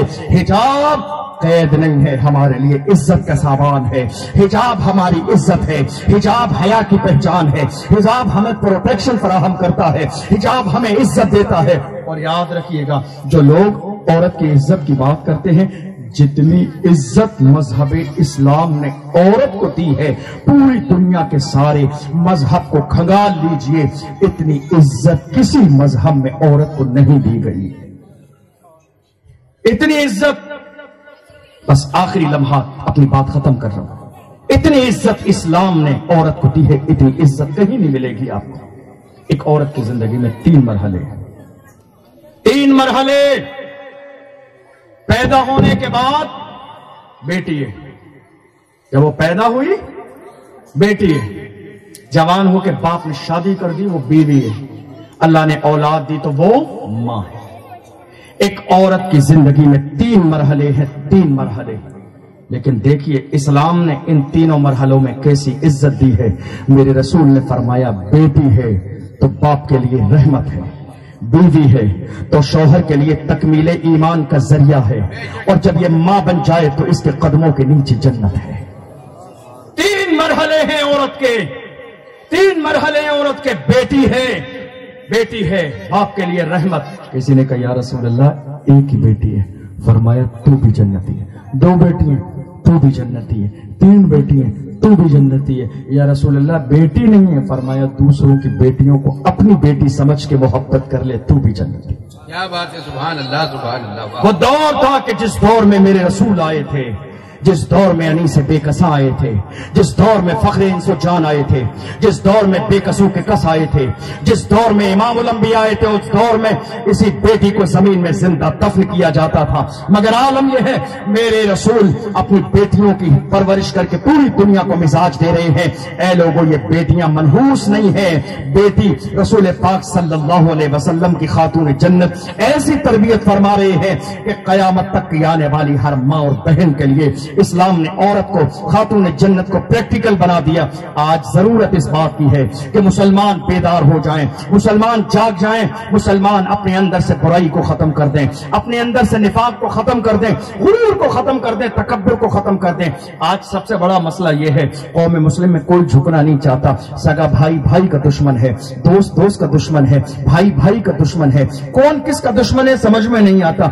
شادی کا موقع ہوتا ہے، ایک طرف شادی کی تیاری اور ایک طرف ایک سگے بھائی کو منانے کے لیے 1 مہینہ لگ جاتا ہے۔ بڑے بڑے محلے کے لوگ، خاندان کے لوگ، ذمہ دار لوگ اس کو راضی کرنے کے لیے جا رہے ہیں، اس کو بار بار راضی کرنے کی کوشش کر رہے ہیں۔ یہ لڑائیاں، یہ جدائیاں، یہ نفرتیں، یہ قوم مسلم کا کسی دور میں پیشہ نہیں رہا۔ یاد رکھیے گا میرا بھائی ہے، میرا بھائی ہے، اگر وہ ناراض ہو جائے تو یہ میری ذمہ داری ہے، میں اس کو مناؤں گا۔ میرا بھائی ہے، مجھ سے راضی ہے، میں اس کو راضی کرنے کی کوشش کروں گا، ناراض ہے میں اس کو راضی کرنے کی کوشش کروں گا۔ جھکنے میں کوئی پریشانی نہیں ہے۔ میرے رسول نے فرمایا کوئی انسان اپنے بھائی کو منانے کے لیے، راضی کرنے کے لیے جھک جائے، یا بات بنانے کے لیے جھک جائے، یا کسی اچھے کام کے لیے جھک جائے، اس کی عزت کم نہیں ہوتی ہے بلکہ اللہ اسے بہترین عزت عطا فرماتا ہے۔ آپ کے اپنے بھائی، اپنے دوست ہیں، آپ سے ناراض ہیں، ان کو منا لیجئے، ان کو راضی کر لیجئے، اختلاف کا مزاج پیدا مت کیجئے، کسی اور کو بیچ میں آنے کا موقع مت دیجئے۔ جب آپ اپنوں کو چھوڑ دیتے ہیں تو دوسرے آ کے ان کے ہاتھوں کو پکڑ لیتے ہیں، آپ کی طاقت کو کمزور کر دیتے ہیں۔ میرے ساتھ میرے بھائی ہیں، میرے ساتھ میرے بھائی آئے، میرے بھائی آصف آئے ہوئے ہیں میرے ساتھ بھیلواڑہ سے، اگر یہ مجھ سے کسی بات پہ ناراض ہو جائیں تو میری ذمہ داری ہے، میں راضی کروں گا۔ میں ناراض ہو جاؤں، ان کی ذمہ داری ہے، یہ راضی کریں گے۔ حضرت آئیں، حضرت کی ٹیم کے لوگ ان کے ساتھ ہیں، وہ راضی ہو جائیں، حضرت کی ذمہ داری ہے۔ اس لیے کہ ہم رسول پاک کی شریعت کو لے کے چلنے والے لوگ ہیں۔ جس رسول نے ہمیں تکبر سے دور کیا، غرور سے دور کیا، انا سے دور کیا، میرے رسول نے ارشاد فرمایا من کان فی قلبہ مثقال حبۃ من کبر کبیر لا يدخل الجنہ. فرمایا میرے رسول نے جس کے دل میں رائی کے دانے کے برابر تکبر ہوگا اللہ اسے جنت میں داخل نہیں فرمائے گا. اس لیے غرور ختم کر دیں, تکبر ختم کر دیں, برائی ختم کر دیں, ایٹیٹیوڈ ختم کر دیں, انا کو مٹا دیں, سینے سے لگانے کا مزاج پیدا کر لیں, متحد ہو جائیں. کسی غلام رسول نے کہا تھا متحد ہو تو بدل ڈالو زمانے کا نظام, متحد ہو تو بدل ڈالو زمانے کا نظام, منتشر ہو تو مرو شور مچاتے کیوں ہو, اتحاد زندگی ہے. حافظ ملت کا فرمان ہے اتحاد زندگی ہے, اختلاف موت ہے. گھر میں اختلاف ہو جائے گھر کی موت, سماج میں اختلاف ہو جائے سماج کی موت, محلے میں اختلاف ہو جائے محلے کی موت, شہر میں اختلاف ہو جائے شہر کی موت, صوبے میں اختلاف ہو جائے صوبے کی موت ہے. موت کا مزاج پیدا مت کیجئے گا. آپ تو انقلابی قوم ہے, آپ نے جگایا ہے. آخری میسج یہ ہے میری ماں اور بہنیں اپنی عزت کو سمجھیں, اپنے مقام کو سمجھیں, اپنے وقار کو سمجھیں, اپنے مقام کو سمجھیں. میرے رسول نے کتنا عظیم مقام اس عورت کو دیا ہے. یہی عورت ہے کہ جس عورت کے بارے میں میرے رسول نے فرمایا اسی عورت کے تلووں کے نیچے جنت ہے. ذرا میری ماں اور بہنیں غور کریں اس تلوے کے بارے میں. بادشاہ وقت ہے اس کی بھی جنت اسی تلوے کے نیچے ہے, عالم دین ہے اس کی بھی جنت اسی تلوے کے نیچے ہے, مفتی صاحب ہے ان کی بھی جنت اسی تلوے کے نیچے ہے, کوئی بہت بڑا لیڈر ہے ان کی بھی جنت اسی تلوے کے نیچے ہے. ذرا غور تو کریں میری مائیں اور بہنیں, اللہ نے انہیں کتنا عظیم مقام دیا ہے. اس لیے عزت کریں اپنے رشتوں کی. شوہر کی اجازت کے بغیر قدم باہر نہ نکالیں, نہ باہر جائیں, نہ مارکیٹ جائیں, نہ گھومنے جائیں, نہ میلے ٹھیلے میں جائیں, نہ ادھر جائیں نہ ادھر جائیں. اس لیے کہ میرے رسول کا فرمان ہے جو عورت شوہر کی اجازت کے بغیر گھر سے قدم باہر نکالتی ہے جب تک واپس نہیں آتی ہے اللہ کے فرشتے اس عورت پر لعنت بھیجتے ہیں. غور کریں میرے رسول نے زندگی کا کوئی لمحہ ایسا نہیں چھوڑا کہ جس لمحے میں میرے رسول نے ہمیں دین نہ دیا ہو, ہمیں طریقہ نہ دیا ہو. اور یاد رکھیے گا لاکھوں روپے, میرا آخری میسج ہے یاد رکھیے گا, لاکھوں روپے ڈھول باجے ڈیزے ڈانس پارٹی کے نام پر, شادیوں کے نام پر آپ خرچ کرتے ہیں. ہاتھ ذرا 1 سال کے روک لیجئے, ان پیسوں کو بچائیے اور بچانے کے بعد بیٹیوں کے لیے اسکول بنائیے, کالج بنائیے, یونیورسٹی بنائیے, ہاسپٹل بنائیے, نیوز چینل بنائیے, نیوز پیپر بنائیے. یہ سارے کام کیجئے. تم نے کبھی غور کیا کہ تمہاری بیویاں ہاسپٹل میں جاتی ہیں جب بچے کی پیدائش ہوتی ہے تو وہاں کون موجود ہوتا ہے؟ تم نے کبھی غور کیا تمہاری بیویوں کے علاج کے لیے, تمہاری بہن بیٹیوں کے لیے علاج کا ہاسپٹل میں کس لیول کا انتظام ہوتا ہے؟ تم نے کبھی غور کیا آج جو یہاں بیٹھ کر ہم اور آپ رونا رو رہے ہیں کہ صاحب ہماری بیٹیوں کو حجاب چھیننے کی کوشش کی جا رہی ہے, کاش کہ ہم نے شور شرابہ ہنگامہ کرنے سے پہلے اپنے دروازوں پر اپنی بیٹیوں کے لیے حجاب والے اسکول اور کالج بنا لیے ہوتے. تو ان کرناٹک کے ناٹک کرنے والے ظالموں کی اوقات کیا تھی کہ ہماری بیٹیوں کو اسکول سے باہر کر دیتے, یا ہماری بیٹیاں ان کے دروازے پہ جا کے حجاب کی بھیک مانگ رہی ہوتی. ان ظالموں کی اوقات کیا تھی. مگر افسوس یہ ہے کہ کبھی ہم نے اس بارے میں سوچا نہیں ہے. سوچئے, وقت ہے, آج بھی وقت ہے, بدل لیجئے مزاج کو, سوچ بدل لیں, انداز بدل لیں. اسکول بنائیے, کالج بنائیے, یونیورسٹی بنائیے, ہاسپٹل بنائیے. یہ آپ کی ضرورت ہے, آج بھی کام آئے گی, کل بھی کام آئے گی, صبح قیامت تک کام آئے گی. کمیٹی بنانا چاہتے ہیں, جلسے جلوس کی کمیٹی تو بناتے ہی ہیں, لنگر کی کمیٹی بناتے ہیں. کب تک لنگر کی کمیٹی بنائیں گے؟ 50 سال ہو گئے لنگر کی کمیٹی بناتے, 50 سال ہو گئے میلاد کی کمیٹی بناتے, 50 سال ہو گئے 11ویں کے لنگر کی کمیٹی بناتے. اب کمیٹی ایسی بناؤ کہ ہم کسی مسلمان پر ظلم نہیں ہونے دیں گے. اب کمیٹی ایسی بناؤ ہم اپنی بیٹیوں کو حجاب دیں گے. اب کمیٹی ایسی بناؤ لنگر کے ساتھ ساتھ ہم اسکول بھی قائم کریں گے, ہم کالج بھی بنائیں گے, ہاسپٹل بھی بنائیں گے, تاکہ ہماری کوئی بہن بیٹی پر کوئی اسلام کا دشمن بری نگاہ نہ ڈال سکے, ہماری بیٹی کی طرف بری نگاہ سے دیکھ نہ سکے.